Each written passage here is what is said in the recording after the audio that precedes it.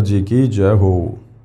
परम पिता परमात्मा सारी सृष्टि के रचनहार कुल मालिक असंख्य ब्रह्मांडों के स्वामी जगत गुरु तीनों लोकों में प्रवेश करके सबका धारण पोषण करने वाले राजाधिराज आत्माधार नाथों के नाथ देवों के देव महादेव सर्वेश्वर महेश्वर मृत्युंजय अजरो अमर आदि अनादि सनातनी प्रभु जगत पिता जगदीश्वर श्री श्री 1008 की उपाधि के वास्तविक अधिकारी अकाल मूर्त शब्द स्वरूपी राम वासुदेव सर्वगतम ब्रह्म परम पूज्य प्रथम पूज्य परम संत परम पुरुष परम धनी परम दयालु सत्य कबीर हक्का कबीर अल्लाहु कबीर अल्लाहु अकबर बाखबर अल्लाह ताला जगत के तारणहार जगत के मुक्तिदाता जगत के जगन्नाथ हारे के सहारे हिंदुओं के राम मुसलमानों के अल्लाह सिखों के वाहिगुरु ईसाइयों के मसीह दया के सागर दया निधि करुणा के सागर करुणा निधि स्वयंभू परिभू संकट मोचन कष्ट हरण मंगल करण दुख भंजन अविगत कबीर निर्विकार निर्विषम परमात्मा अलय अलेख सतगुरु आदि अनादि सतगुरु असली मर्यादा पुरुषोत्तम असली राम असली कृष्ण असली घनश्याम असली मुरारी राजाओं के राजा महाराजाओं के महाराजा शहनशाहों के शहनशाह सम्राटों के सम्राट भगवानों के भगवान अल्लाहों के अल्लाह प्रभुओं के प्रभु मसीहाओं के मसीह सच्चे वाहिगुरु बाबाओं के बाबा पीरों के पीर सेठों के सेठ जगत सेठ सावड़सा सेठ सर्वगुण संपन्न अनंत कोटि कलाओं के स्वामी अनंत कोटि ब्रह्मांडों के नायक योगियों में महायोगी ध्यानियों में महाध्यानी सिद्धों में परम सिद्ध ज्ञानियों में तत्व ज्ञानी परम ज्ञानी महाज्ञानी सर्वश्रेष्ठ ज्ञानी विज्ञानी युवा कबीर समर्थ कबीर असमवात अमित ओजा सच्चे रहनुमा करीम अल्लाह सुभान अल्लाह दुनिया के अंतिम पैगंबर 8 सितंबर 1951 से गांव धनाना जिला सोनीपत हरियाणा भारतवर्ष की पावन भूमि पे प्रकट रियल कल्कि भगवान श्री नारायण साकार हरि श्री बाबा साहेब नूर अनंत परमात्मा सच्चे दरवे सच्चे बाखबर संत शिरोमणि सतगुरु रामपाल जी परमेश्वर जी के चरण कमल में आप और हम सभी भाई बहनों का अनंत कोटि दंडवत प्रणाम। सत्साई भाई और बहनों, बहुत बड़ी दया बहुत बड़ी मेहर पूज्य गुरुदेव भगवान की परमेश्वर रामपाल जी की जिनके शुभ आशीर्वाद से विशेष आशीर्वाद से उन्हीं के सत्संगों के ऊपर बनी पवित्र पुस्तक कबीर बड़ा या कृष्ण इसके ऊपर वीडियो बनाने की श्रृंखला जारी है। इसी श्रृंखला में आज हमारा ये 13वें नंबर का वीडियो है। इस पवित्र आध्यात्मिक पुस्तक कबीर बड़ा या कृष्ण में हमें अध्यात्म को लेकर भक्ति मार्ग को लेकर शास्त्र अनुकूल सत साधना को लेकर धार्मिक अनुष्ठानों को लेकर पाखंडवाद को लेकर जंत्र मंत्र को लेकर वो तमाम जानकारियाँ प्राप्त हो रही हैं जो जानकारियाँ तत्व ज्ञान के अभाव में हमारे नादान धर्म गुरु हमें ना सतयुग में दे पाए ना त्रेता युग में दे पाए ना द्वापर में दे पाए और कलयुग तकरीबन 5000 वर्ष बीत चुका है, आज तक कोई भी आचार्य और शंकराचार्य नहीं दे पाए। अब दया हुई है सर्व ब्रह्मांडों के रचयिता परम अक्षर ब्रह्म सत्य पुरुष शब्द स्वरूपी राम कबीर परमेश्वर जी की, जो स्वयं इस घोर कलयुग में इस कलयुग की बिचली पीढ़ी में भक्ति युग में 8 सितंबर 1951 के दिन सतलोक से चलकर गति करके सशरीर आप और हम सब की चरम दृष्टि को धोखा देते हुए काल को धोखा देते हुए 8 सितंबर 1951 के दिन गांव धनाना जिला सोनीपत हरियाणा में लीलामय रूप से प्रकट हुए हैं। आज हम सब के समक्ष प्रत्यक्ष हैं, विद्वान हैं। तो भाई और बहनों, अब ये भक्ति युग शुरू हो चुका है। अगर किन्हीं आत्माओं ने वास्तव में पूर्ण मोक्ष प्राप्त करना है, इस काल के जन्म और मरण के झंझट से मुक्त होना है, 184 योनियों में जाकर जो पीड़ा हम युगों युगों से सहन कर रहे हैं, यदि उसे मुक्त होना चाहते हैं, तपस्या के कष्ट से और नरक भोगने से यदि मुक्त होना चाहते हैं, तो आज जो सर्वणिम मौका शु अवसर हमें साक्षात विश्व की परम शक्ति कबीर देव जी ने प्रदान किया है सतगुरु रामपाल जी के रूप में आकर, ये मौका भाई और बहनों फिर आगे इनके वापस सतलोक चले जाने के बाद नसीब नहीं होगा। यानी पूर्ण मोक्ष प्राप्त करने का अवसर उसी समय तक है जब तक आप सतगुरु रामपाल जी को इस धरती पर देख रहे हैं। इनके सतलोक जाने के बाद फिर ये मौका हाथ से निकल जाएगा पूर्ण मोक्ष प्राप्ति वाला। हाँ, इनके द्वारा जो भक्ति यहाँ पर हमें दी जा चुकी है, इस भक्ति को करने से, इन मंत्रों का जाप करने से, इन धार्मिक यज्ञों को करने से हम यहाँ पर धनी बन जाएंगे, खुशहाल हो जाएंगे, हमारे बिगड़े हुए कार्य भी बनेंगे और शरीर छूटने के बाद अगले जन्मों में हम देवता भी बन जाएंगे। फिर कभी मनुष्य जन्म मिला तो राजा महाराजा भी मिल जाएंगे, परंतु पूर्ण मोक्ष प्राप्त करने से वंचित रह जाएंगे। तो ये जो गोल्डन चांस हमें मिला है भाई और बहनों, हमें इसका भरपूर फ़ायदा उठाना चाहिए।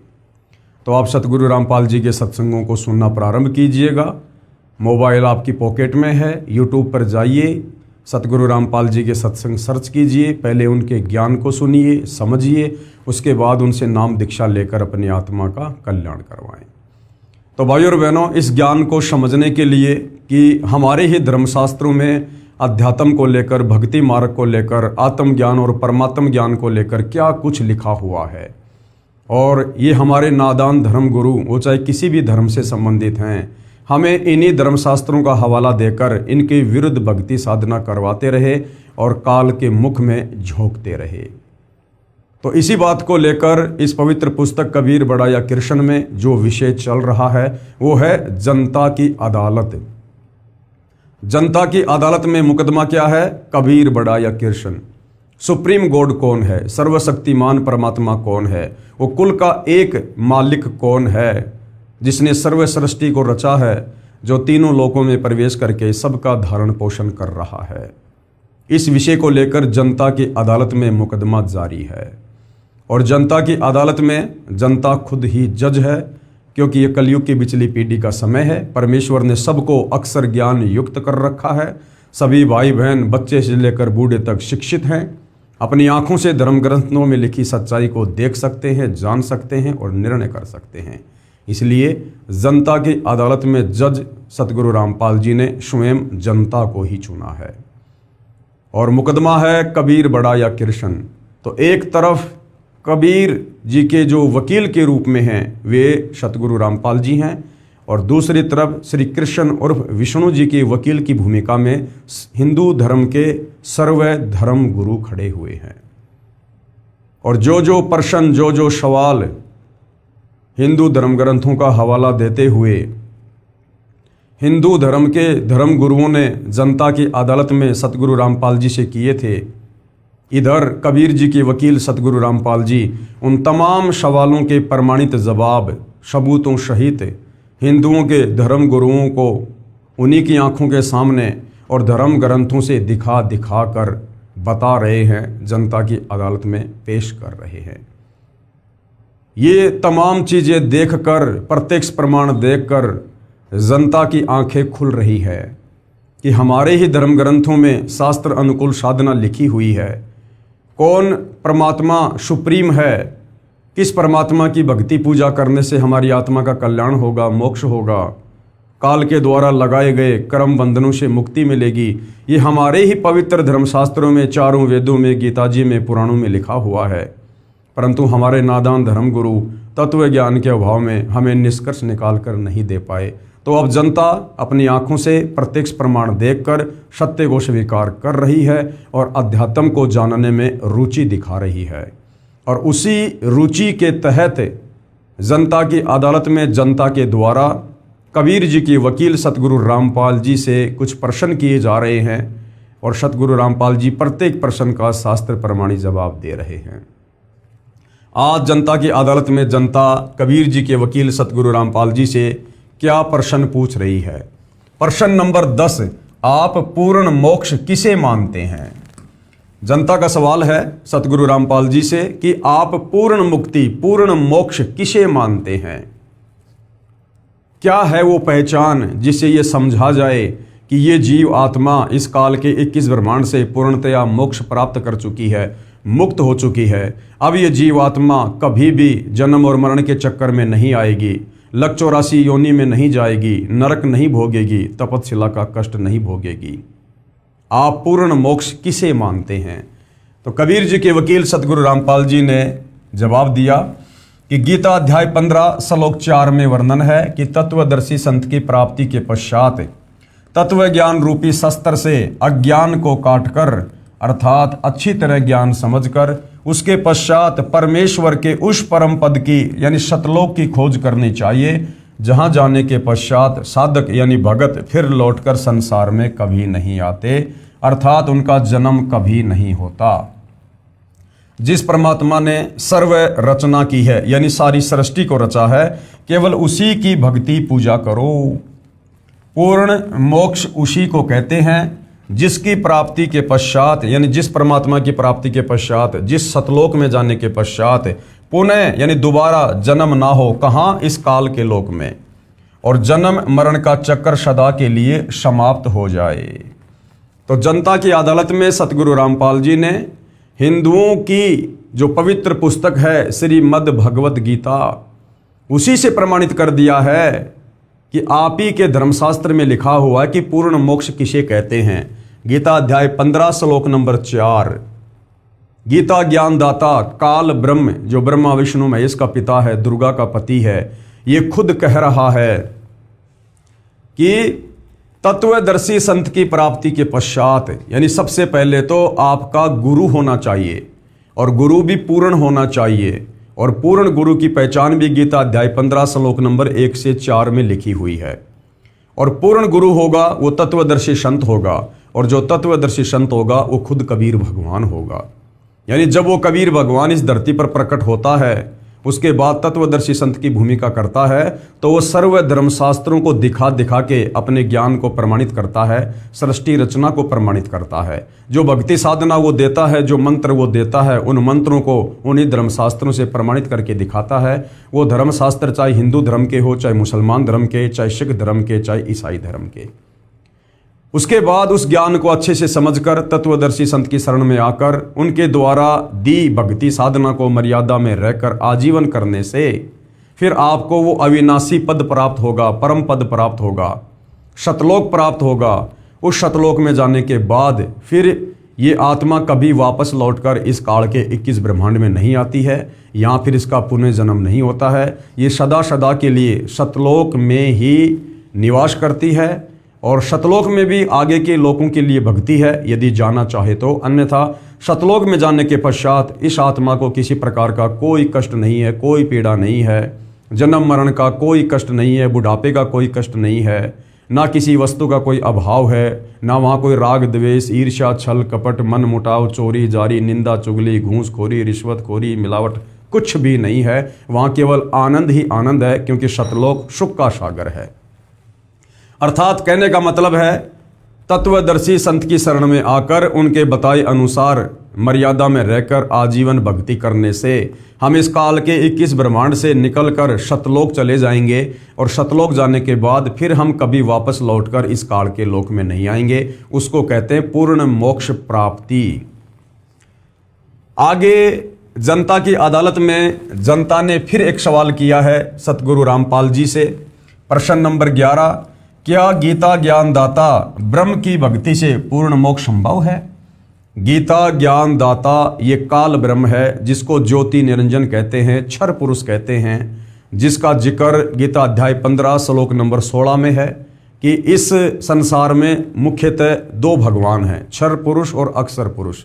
तो जो क्षर पुरुष है, जो नाशवान है, ये गीता ज्ञानदाता है, जिसको काल कहते हैं, ज्योति निरंजन कहते हैं। ये ब्रह्मा विष्णु महेश के पूज्य पिताजी हैं, और ये दुर्गा का पति है, जिसने महाभारत के समय श्री कृष्ण जी के शरीर में प्रवेश करके और गीता जी का ज्ञान बोला था। तो इस गीता ज्ञानदाता काल ब्रह्म के विषय में जनता की अदालत में जनता पूछ रही है कबीर जी के वकील सतगुरु रामपाल जी से, क्या गीता ज्ञानदाता इस ब्रह्म की भक्ति से पूर्ण मोक्ष संभव है? तो उत्तर सतगुरु रामपाल जी दे रहे हैं कि बिल्कुल भी नहीं है। मोक्ष तो मिलेगा, लेकिन कहां तक का मिलेगा? जहां तक की भक्ति करने से ये काल साधक को उसका फल देता है। यानी ब्रह्म की भक्ति करने से साधक ब्रह्म लोक में जाएगा। ब्रह्म की भक्ति यानी काल की भक्ति गीता अध्याय 8 श्लोक नंबर 13 में वर्णित है कि ओम इति एक अक्षर ब्रह्म व्यवहारण माम अनुस्मरण ये परियाति तजन देहम सयाति परमाम गतम। कि अर्जुन, मुझ ब्रह्म की साधना का एक ओम मंत्र है, और जो इस ओम मंत्र का अंतिम श्वास तक, शरीर छूटने तक जाप करता है, वो मुझ ब्रह्म की परम गति को प्राप्त होता है। और इस ब्रह्म की परम गति क्या है? गीता अध्याय 8 श्लोक नंबर 16, ये ब्रह्म लोक में रहता है। और ब्रह्म लोक में गया हुआ साधक भी वापस लौटकर जन्म और मरण में आता है, लक 84 योनि में जाता है। अर्थात गीता ज्ञानदाता ब्रह्म की साधना करने से साधक ब्रह्म लोक में जाएगा, जो कि इसकी परम गति है, जो अंतिम मुक्ति है इस काल लोक की। और उस अंतिम मुक्ति को भोग कर अपने पुण्य खर्च करके ब्रह्म लोक से भी साधक वापस जन्म मरण में आएगा। अर्थात काल की साधना से, ब्रह्म की साधना से भी पूर्ण मुक्ति नहीं है। क्या गीता ज्ञानदाता ब्रह्म की भक्ति से पूर्ण मोक्ष संभव है? उत्तर है नहीं। जनता की अदालत में जनता ने फिर सवाल किया। गीता अध्याय 8 श्लोक नंबर 16 में प्रमाण है कि गीता ज्ञानदाता ने यानी इस काल ब्रह्म ने कहा है कि हे अर्जुन, मुझे प्राप्त होकर पुनर्जन्म नहीं होता। आप कैसे कहते हैं कि ब्रह्म भक्ति से पूर्ण मोक्ष संभव नहीं है? अब उत्तर दे रहे हैं कबीर जी के वकील सतगुरु रामपाल जी। और सतगुरु रामपाल जी समझा रहे हैं कि यही कमी रही जो आप हिंदू श्रद्धालु भ्रमित हैं भक्ति और भगवान को लेकर। तत्व ज्ञान के अभाव में हमारे धर्म गुरुओं ने, गीता के अनुवादकों ने गीता जी के श्लोकों के अर्थों का अनर्थ कर दिया, क्योंकि ये ब्रह्म से ऊपर किसी को परमात्मा नहीं जानते थे, नहीं मानते थे। और जहां जहां इस ब्रह्म ने अपने से अन्य उस परमेश्वर की, सुप्रीम गॉड की, परम अक्षर ब्रह्म की शरण में जाने को कहा है, वहां वहां इन गीता अनुवादकों की बुद्धि स्लिप हो गई। इन्होंने सोचा कि ब्रह्म से ऊपर तो कोई परमात्मा है ही नहीं, फिर ये ब्रह्म अपने से अन्य किसी और की शरण में जाने को क्यों कह रहा है। तो घुमा फिराकर इन्होंने अर्थों का अनर्थ करके और इस ब्रह्म के ऊपर ही टोपी पहना दी कि वो खुद अपने लिए ही कह रहा है। तो सतगुरु रामपाल जी अब इस गीता अध्याय 8 श्लोक नंबर 16 का आपको सही से अनुवाद करके बताएंगे, समझाएंगे, और आपको श्रीमद् देवी भागवत यानी महापुराण, देवी पुराण से आपको प्रमाणित करके बताएंगे कि ब्रह्म साधना से जन्म और मरण है या नहीं है, ब्रह्म साधना से जीव मुक्त होता है या नहीं होता है। तो जनता ने सवाल किया, गीता अध्याय 8 श्लोक 16 में प्रमाण है कि गीता ज्ञानदाता ने कहा है कि हे अर्जुन, मुझे प्राप्त होकर यानी मेरे ब्रह्मलोक में जाकर पुनर्जन्म नहीं होता। आप कैसे कहते हैं कि ब्रह्म भक्ति से पूर्ण मोक्ष संभव नहीं है? तो उत्तर दिया है सतगुरु रामपाल जी ने। श्री देवी महापुराण सचित्र मोटा टाइप केवल हिंदी, और ये गीता प्रेस गोरखपुर से प्रकाशित है। इसके 7वें स्कंद के अध्याय 36 में प्रमाण है कि श्री देवी ने राजा हिमालय को उपदेश देते हुए, ये राजा हिमालय ये कोई हिमालय पहाड़ नहीं है, ये हिमालय नाम का राजा देवी दुर्गा का परम भगत था। राजा हिमालय को उपदेश देते हुए कहा है कि हे राजन, अन्य सब बातों को छोड़कर, मेरी भक्ति भी छोड़कर केवल एक ओम नाम का जाप कर। राजा हिमालय ने कहा कि हे देवी, हे माता, मुझे मोक्ष चाहिए, क्योंकि राजा के पास में धन बहुत होता है, लेकिन उस धन से भी उसको संतुष्टि नहीं होती है। तो राजा हिमालय ने, जो कि देवी का पुजारी था, उसने कहा कि माता, मुझे वो विधि बताओ जिससे मेरा पूर्ण मोक्ष हो जाए। तो दुर्गा ने क्या कहा कि अन्य सब बातों को छोड़कर यानी और सारी पूजा पाठ को छोड़कर, ये देवी देवता, भैरव, भूत, हनुमान, ब्रह्मा, विष्णु, महेश, यहाँ तक कि देवी दुर्गा राजा हिमालय को कह रही है कि मेरी भक्ति भी छोड़ दे, और सब बातों को छोड़कर यानी और सब की पूजा छोड़कर, अन्य सब बातों को छोड़कर, मेरी भक्ति भी छोड़कर केवल एक ओम नाम का जाप कर। ब्रह्म प्राप्ति का यही एक मंत्र है, क्योंकि ओम ये ब्रह्म का मंत्र है। इससे संसार के उस पार जो ब्रह्म है उसको पा जाओगे, यानी तुम काल को प्राप्त हो जाओगे, तुम्हारा कल्याण हो। वह ब्रह्म यानी वो काल ब्रह्म लोक रूपी दिव्य आकाश में रहता है, यानी 21 ब्रह्मांड में सबसे ऊपर रहता है। पेश है श्री देवी भागवत यानी देवी पुराण के 7वें स्कंद के अध्याय 36 से संबंधित प्रकरण की फोटोकॉपी। तो जनता की अदालत में सतगुरु रामपाल जी के द्वारा अब जनता के सामने श्री देवी महापुराण का 7वें स्कंद का ये जो पृष्ठ है ये दिखाया जा रहा है, ताकि भगत समाज को, हिंदू समाज को विश्वास हो कि वास्तव में जो ब्रह्म साधना है, चारों वेद और गीता जी में जो सर्वश्रेष्ठ साधना है ब्रह्म साधना, इस ब्रह्म साधना को करने से भी साधक जन्म और मरण में ही रहता है। देवी के द्वारा हिमालय को ज्ञान उपदेश और ब्रह्म स्वरूप का वर्णन। अब ये देवी दुर्गा क्या कह रही है? श्री देवी जी कहने लगी, हे पर्वतराज, इस प्रकार योग युक्त होकर मुझ ब्रह्म स्वरूपा देवी का ध्यान करो, और ये ध्यान आसन पर भली भांति बैठकर अहेतुकी भक्ति के साथ करना चाहिए। पहले तो देवी दुर्गा राजा हिमालय को अपनी भक्ति साधना के विषय में बता रही है कि यदि मुझ देवी को प्रसन्न करना है, मेरे स्तर का लाभ प्राप्त करना है, तो किस प्रकार से मेरी भक्ति करनी चाहिए। लेकिन हिमालय ने कहा कि मुझे तो पूर्ण मोक्ष चाहिए, जन्म और मरण से छुटकारा चाहिए। उसके बाद देवी ने फिर उसको ब्रह्म भक्ति के बारे में बताया। उस ब्रह्म का क्या स्वरूप है, यानी उस काल का क्या स्वरूप है, यह बतलाया जाता है। जो प्रकाश स्वरूप सबके अत्यंत समीप में स्थित हृदय रूप गुहा में स्थित होने के कारण गुहाचर नाम से प्रसिद्ध और महान पद अर्थात परम प्राप्य है। जितने भी चेष्टा करने वाले, श्वास लेने वाले, आँखों को खोलने मूंदने वाले प्राणी हैं, सब उस ब्रह्म में ही समर्पित हैं, उसी में स्थित हैं। सत असत सब कुछ वही है, वही सबके द्वारा वर्ण करने योग्य सर्वोत्कृष्ट है। वह समस्त प्रजा के ज्ञान से परे है कि उस ब्रह्म के बारे में 21 ब्रह्मांड का कोई भी प्राणी नहीं जानता है कि वो ब्रह्म कौन है, कैसा दिखाई देता है। तो दुर्गा कह रही है वह समस्त प्रजा यानी 21 ब्रह्मांड में जितने भी प्राणी हैं उन सब के ज्ञान यानी उन सब की बुद्धि से परे है, अर्थात किसी की बुद्धि में आने वाला नहीं है, क्योंकि वो गुप्त रहता है, साकार है लेकिन अपने आप को निराकार साबित करवा रखा है, उसको श्राप लगा हुआ है, इसलिए वो अपने ओरिजिनल ब्रह्म रूप में, काल रूप में किसी को दर्शन नहीं देता। यह तुम जानो जो परम प्रकाश रूप है, जो सूक्ष्म से भी अत्यंत सूक्ष्म है, जिसमें संपूर्ण लोक और उन लोकों में निवास करने वाले प्राणी स्थित हैं, वही यह अक्षर ब्रह्म है। अब जानकारी देनी चाहिए ब्रह्म की, लेकिन बीच बीच में दुर्गा करी अक्षर ब्रह्म है। अरे गीता अध्याय 15 श्लोक 16, ये दो अलग अलग भगवान है, क्षर पुरुष और अक्षर पुरुष। क्षर पुरुष तो ये काल है जो 21 ब्रह्मांड का स्वामी है, और अक्षर पुरुष ये पर ब्रह्म है जिसके पास 7 संग ब्रह्मांड हैं। लेकिन देवी दुर्गा क्योंकि सृष्टि रचना का ज्ञान इसको भी नहीं है, कंप्लीट आध्यात्मिक ज्ञान इसको भी नहीं है, तो ये भी गोलमोल करके बता रही है।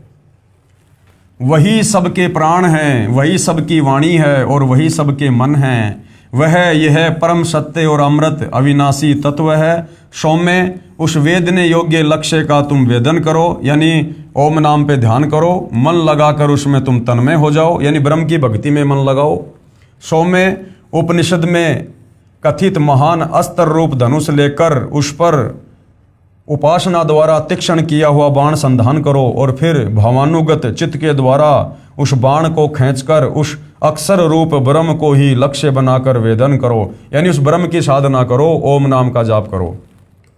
प्रणव ओम धनुष है, यानी उसका मंत्र क्या है? ओम, और जीव आत्मा बाण है, और ब्रह्म को उसका लक्ष्य कहा जाता है।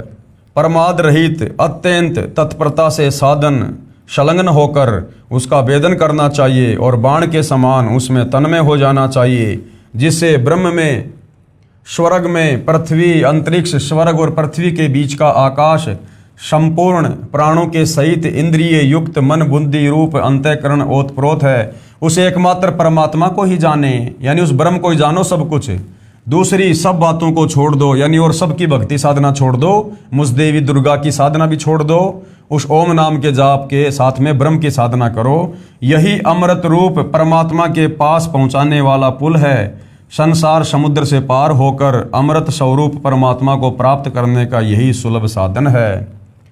इस आत्मा का ओम के जप के साथ ध्यान करो, यानी उस काल का, उस ब्रह्म का ओम नाम के साथ में जाप करो। इससे अज्ञानमय अंधकार से सर्वदा परे और संसार समुद्र से उस पार जो ब्रह्म है उसको पा जाओगे, तुम्हारा कल्याण हो। जो सदा जानने वाला, जो सब ओर से सबको जानने वाला है, जिसकी जगत में ये महिमा है, वह यह सबका आत्मा ब्रह्म कहाँ रहता है? ब्रह्म लोक रूप दिव्य आकाश में रहता है।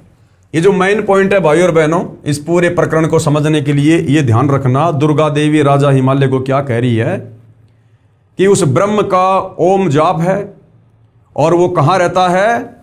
वो ब्रह्म लोक रूप दिव्य आकाश में रहता है। वह यह सबका आत्मा ब्रह्म कहाँ रहता है? ब्रह्म लोक रूप दिव्य आकाश में। दो बातें ध्यान रखनी है, फिर हमें गीता जी बिल्कुल क्लियर कर देगी कि इस ब्रह्म साधना से जीव जन्म और मरण में रहता है या उसकी पूर्ण मुक्ति हो जाती है। पहला ओम नाम, और दूसरा वो ब्रह्म कहाँ रहता है? ब्रह्मलोक में रहता है। उसके बाद क्लियर हो जाएगा। भावार्थ है कि ब्रह्म साधना का केवल एक ओम नाम का जाप है जो देवी दुर्गा हिमालय को बता रही है। इससे ब्रह्म की प्राप्ति होती है और वह साधक कहाँ जाता है? ब्रह्मलोक में चला जाता है। इसी गीता अध्याय 8 श्लोक 16 में अब क्या कहा है, ध्यान से सुनिएगा, समझ में आ जाएगा। इसी गीता अध्याय 8 श्लोक 16 में कहा है कि ब्रह्मलोक सहित सर्वलोक पुनरावर्ती में है। ब्रह्मलोक से लेकर, ब्रह्मलोक 21 ब्रह्मांड का सबसे ऊपर का लोक है और बाकी लोक सब नीचे हैं, ब्रह्मा विष्णु महेश के, देवी दुर्गा के, देवताओं के। तो क्या कहा जाता है गीता अध्याय 8 श्लोक नंबर 16 में कि ब्रह्मलोक पर्यंत, यानी उस ब्रह्मलोक से लेकर और जितने भी लोक हैं 21 ब्रह्मांड में, ये सब पुनरावर्ती में हैं, अर्थात जन्म और मरण में हैं। पुनरावर्ती का मतलब है जिसको प्राप्त होके पुनः वापस जन्म और मरण में आना पड़े।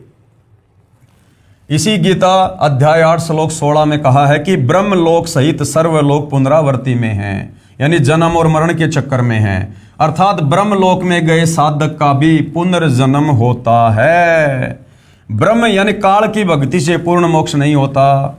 इस गीता अध्याय 8 श्लोक 16 का अनुवाद गीता प्रेस गोरखपुर से प्रकाशित गीता में तथा अन्य प्रकाशन की गीता में गलत किया हुआ है। ये अनुवाद गलत किया हुआ है क्योंकि अनुवादकों को तत्व ज्ञान नहीं था, अनुवादक सृष्टि रचना से परिचित नहीं थे, अनुवादक इस ब्रह्म से ऊपर किसी अन्य परमात्मा से परिचित नहीं थे। गीता अनुवादक गीता अध्याय 15 श्लोक नंबर 16 और 17 से पूरी तरह से परिचित नहीं थे, जिसमें 3 भगवानों की जानकारी दी गई है। ये देखिएगा आप लोगों के सामने है, पेश है फोटोकॉपी गीता अध्याय 8 श्लोक 16 की। गीता प्रेस गोरखपुर से प्रकाशित है और क्या समझाया जा रहा है ये श्लोक आप जियों के सामने है भाइयों और बहनों। ये पुनरावर्ती शब्द साफ साफ लिखा हुआ है। आ ब्रह्म भुवनात् लोका पुनरावर्तिन अर्जुन माम उपेते तू कौन्ते पुनर्जन्म न विद्यते। जो ये नहीं जानते कि मुझ ब्रह्म को प्राप्त होकर भी जन्म और मरण में आना पड़ता है। हे अर्जुन, अब ये तो गीता अनुवादकों ने अनुवाद किया है जो गलत है, सही नहीं है। इन्होंने ब्रह्म के ऊपर ही टोपी पहना दी, ब्रह्म को ही सर्वश्रेष्ठ भगवान साबित कर दिया कि ब्रह्म की प्राप्ति होने के बाद में फिर जन्म और मरण में साधक नहीं आता। जबकि वास्तव में श्लोक क्या कह रहा है, मूल संस्कृत हमें क्या समझा रही है। देखो, मूल संस्कृत में कोई चेंजमेंट नहीं कर सकता, अनुवाद अपने अपने तरीके से कर सकते हैं। तो अब मूल संस्कृत का अनुवाद कि ये गीता अध्याय 8 श्लोक 16 वास्तव में कह क्या रहा है, वो फिर सतगुरु रामपाल जी ने समझाया है आगे। तो ये गीता अनुवादकों के द्वारा किया गया अर्थ है जो गलत है। हे अर्जुन, ब्रह्मलोक पर्यंत सब लोक पुनरावर्ती में है, यानी ब्रह्मलोक से लेकर नीचे के सभी लोग पुनरावर्ती में हैं, जन्म और मरण में है, उत्पत्ति और प्रलय में है। जब यहां साफ साफ कहा जा रहा है उस ब्रह्म के द्वारा जिसकी साधना करके ये कह रहे हैं कि जन्म और मरण नहीं होता, वो तो खुद कह रहा है कि हे अर्जुन, ब्रह्मलोक पर्यंत यानी ब्रह्मलोक से लेकर सब लोग पुनरावर्ती में हैं, यानी जन्म और मरण में हैं, उत्पत्ति और प्रलय में हैं। जब वो लोक ही उत्पत्ति और प्रलय में है, नष्ट होता है, तो वहाँ रहने वाले साधक कहाँ रहेंगे, वो भगत कहाँ रहेंगे। तो यहीं से क्लियर हो जाता है हे अर्जुन, ब्रह्मलोक पर्यंत सब लोग पुनरावर्ती में हैं। लेकिन उसके आगे इन्होंने गलत अनुवाद कर दिया। क्या? परंतु हे कुंती पुत्र, मुझको यानी काल को यानी ब्रह्म को प्राप्त होकर पुनर्जन्म नहीं होता, ये इन्होंने गलत कर दिया। ये जो शब्द है न विद्यते, जो ये नहीं जानते, इन्होंने इसको अच्छे से नहीं समझा। अब सतगुरु रामपाल जी ने यथार्थ अनुवाद किया है। इसका वास्तविक अनुवाद इस प्रकार है, ब्रह्मलोक तक सर्वलोक पुनरावर्ती में हैं, अर्थात ब्रह्मलोक में भी गए व्यक्तियों का पुनर्जन्म होता है। जो ये नहीं जानते, साफ साफ लिखा हुआ है, न विद्यते, जो ये नहीं जानते, विद्यते यानी जानना और न यानी नहीं, जो ये नहीं जानते, हे अर्जुन, मुझे प्राप्त होकर भी उनका पुनर्जन्म होता है। इन्होंने लिख दिया नहीं होता है। इस श्लोक में विद्यते शब्द का अर्थ जानना बनता है। गीता अध्याय 6 श्लोक 23 में विद्यात शब्द का अर्थ जानना किया है। यहाँ इस श्लोक में भी विद्यते का अर्थ जानना बनता है। देखिए इसी पुस्तक में इसी श्लोक की फोटोकॉपी में अधिक स्पष्ट करने के लिए गीता अध्याय 8 श्लोक नंबर 15 ही पर्याप्त है। ये देखिए मूल पाठ है ये, यानी मूल संस्कृत है। माम उपेते पुनर्जन्म दुखालयम आशश्वतम न आपनुवंती महात्मन संसिद्धम परमाम गता।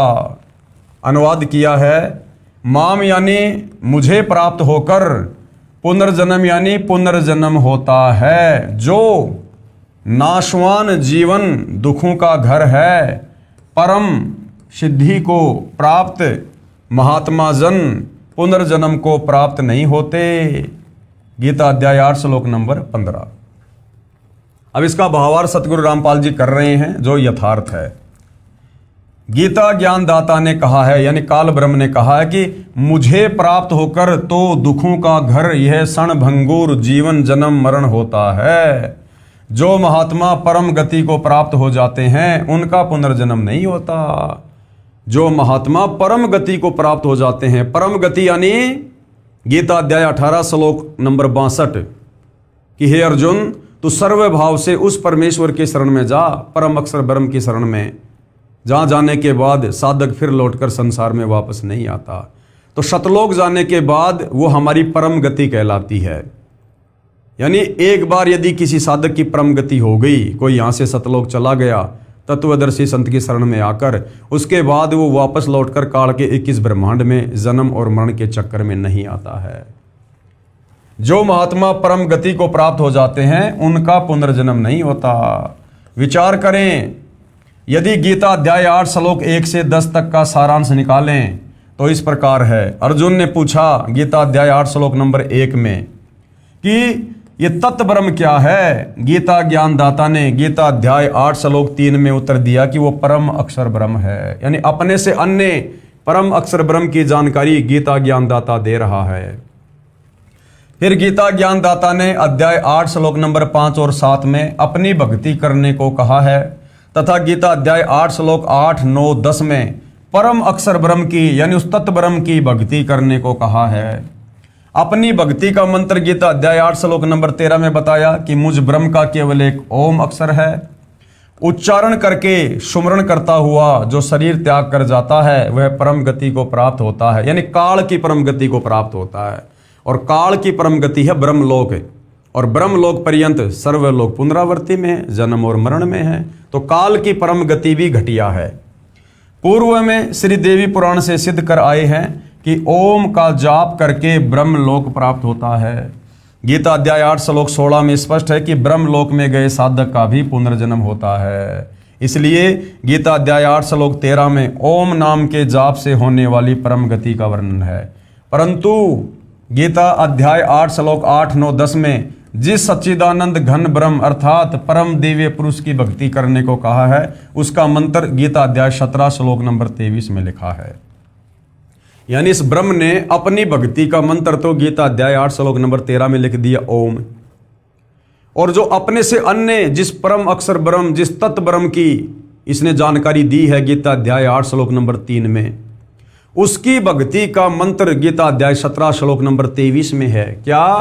ओम तत् सत इति निर्देश ब्रह्मण त्रिविध समर्थ है। यानी पूर्ण परमात्मा की भक्ति का ये 3 नाम का जाप है जो 3 विधि से जाप किया जाता है। ब्राह्मणा तेन वेद्या च यज्ञा च विहिता पुरा। और सृष्टि की शुरुआत में जो विद्वान लोग थे वो इसी प्रकार से भक्ति किया करते थे। अनुवाद: सच्चिदानंद घन ब्रह्म यानी कबीर परमेश्वर परम अक्षर ब्रह्म की भक्ति का मंत्र ओम तत् सत है। ये ओम तो सीधा सीधा काल का है और ये तत् और सत ये सांकेतिक है जो तत्वदर्शी संत ही बताएगा। ओम मंत्र ब्रह्म यानी क्षर पुरुष का है, इस काल का है। तत् ये सांकेतिक है जो अक्षर पुरुष का है जिसके साथ संग ब्रह्मांड है। और सत मंत्र भी सांकेतिक मंत्र है जो परम अक्षर ब्रह्म का है यानी कबीर देव का है। इन तीनों मंत्रों के जाप से वह परम गति प्राप्त होगी जो गीता अध्याय 15 श्लोक 4 में कही गई है कि जहां जाने के पश्चात साधक फिर लौटकर संसार में कभी नहीं आते। यदि गीता अध्याय 8 श्लोक 16 का ये अर्थ सही माने कि मुझे प्राप्त होने वाला यानी ब्रह्म को प्राप्त होने वाला पुनर्जन्म में नहीं आता, तो गीता अध्याय 2 श्लोक 12, गीता अध्याय 4 श्लोक 5 और गीता अध्याय 10 श्लोक 2 गलत साबित हो जाएंगे, जिसमें खुद ये ब्रह्म कह रहा है कि मेरा तो जन्म होता है, मेरी तो मृत्यु होती है। हे अर्जुन, तू नहीं जानता, मैं जानता हूं। तेरे भी कई जन्म हो चुके हैं, मेरे भी हो चुके हैं, आगे भी होंगे। अगर गीता अध्याय 8 श्लोक नंबर 16 का जो अनुवाद हमारे तत्व ज्ञानहीन गीता अनुवादकों ने और धर्मगुरुओं ने किया है कि ये ब्रह्म कह रहा है कि मुझे प्राप्त होकर फिर साधक जन्म और मरण में नहीं आता, तो फिर गीता अध्याय 2 श्लोक नंबर 12, गीता अध्याय 4 श्लोक नंबर 5 और 9, गीता अध्याय 10 श्लोक 2 ये फिर गलत साबित हो जाएंगे, जिसमें खुद ये ब्रह्म पहले कह चुका है कि मेरे और तेरे बहुत जन्म हो चुके हैं, तू नहीं जानता, मैं जानता हूं। अर्थात यहां पर ये क्लियर हो जाता है कि गीता ज्ञानदाता ब्रह्म है, ओम इसका मंत्र है, ये ब्रह्म लोक में रहता है और ब्रह्म लोक पर्यंत सर्वलोक पुनरावर्ती में जन्म और मरण में, प्रलय और उत्पत्ति में है। अर्थात इस ब्रह्म साधना से परम गति नहीं है, पूर्ण मोक्ष नहीं है, जन्म मरण का रोग समाप्त नहीं होता। तो गीता अध्याय 2 श्लोक 12, गीता अध्याय 4 श्लोक 5, गीता अध्याय 10 श्लोक 2 गलत सिद्ध हो जाते हैं, जिनमें गीता ज्ञानदाता ने यानी ब्रह्म ने कहा है कि अर्जुन तेरे और मेरे बहुत जन्म हो चुके हैं, तू नहीं जानता, मैं जानता हूं। मेरी उत्पत्ति को यानी ये ब्रह्म कह रहा है कि मेरी उत्पत्ति को यानी मेरे जन्म लेने को ना देवता जानते हैं, ना महर्षिगण तथा ना सिद्ध जानते हैं। विचारणीय विषय यह है कि जब साध्य इष्ट का ही जन्म मृत्यु होता है, यानी जब इस ब्रह्म का ही जन्म और मृत्यु होता है, तो साधक यानी भगत को वह मोक्ष कैसे प्राप्त हो सकता है जिससे पुनर्जन्म नहीं होता। तो भाइयों और बहनों, आज से पहले हमारे को गीता जी का गलत ज्ञान दिया गया था, यथार्थ ज्ञान नहीं दिया गया था, जिस कारण से हम इन्हीं देवी देवताओं की भक्ति में ब्रह्म साधना में उलझ पुलझ लगे रहे। इसलिए गीता अध्याय 8 श्लोक 16 का अनुवाद जो मैंने यानी सतगुरु रामपाल जी ने ऊपर किया है वही सही है कि गीता ज्ञानदाता ने यानी ब्रह्म ने कहा है कि ब्रह्मलोक तक सब लोग पुनरावर्ती में हैं, अर्थात ब्रह्मलोक में गए प्राणी भी लौटकर संसार में जन्म को प्राप्त होते हैं। यानी काल की इस ब्रह्म की जो परम गति है, इसकी भक्ति की जो सर्वश्रेष्ठ उपलब्धि है वो है ब्रह्मलोक यानी महास्वर्ग। और गीता अध्याय 8 श्लोक 16 में इस ब्रह्म ने क्लियर कर दिया कि ब्रह्मलोक पर्यंत सर्वलोक पुनरावर्ती में है, अर्थात ब्रह्म साधना से भी परम गति नहीं होती, जन्म मरण का रोग समाप्त नहीं होता। जो ये नहीं जानते वे मेरी भक्ति करके भी पुनर्जन्म को प्राप्त होते हैं। जो साधक ये नहीं जानते कि मैं ब्रह्म हूं, मैं ब्रह्म लोक में रहता हूं और मेरे लोक में जाने के बाद भी जन्म और मरण होता है, जो ये नहीं जानते वो जन्म और मरण में ही रहते हैं।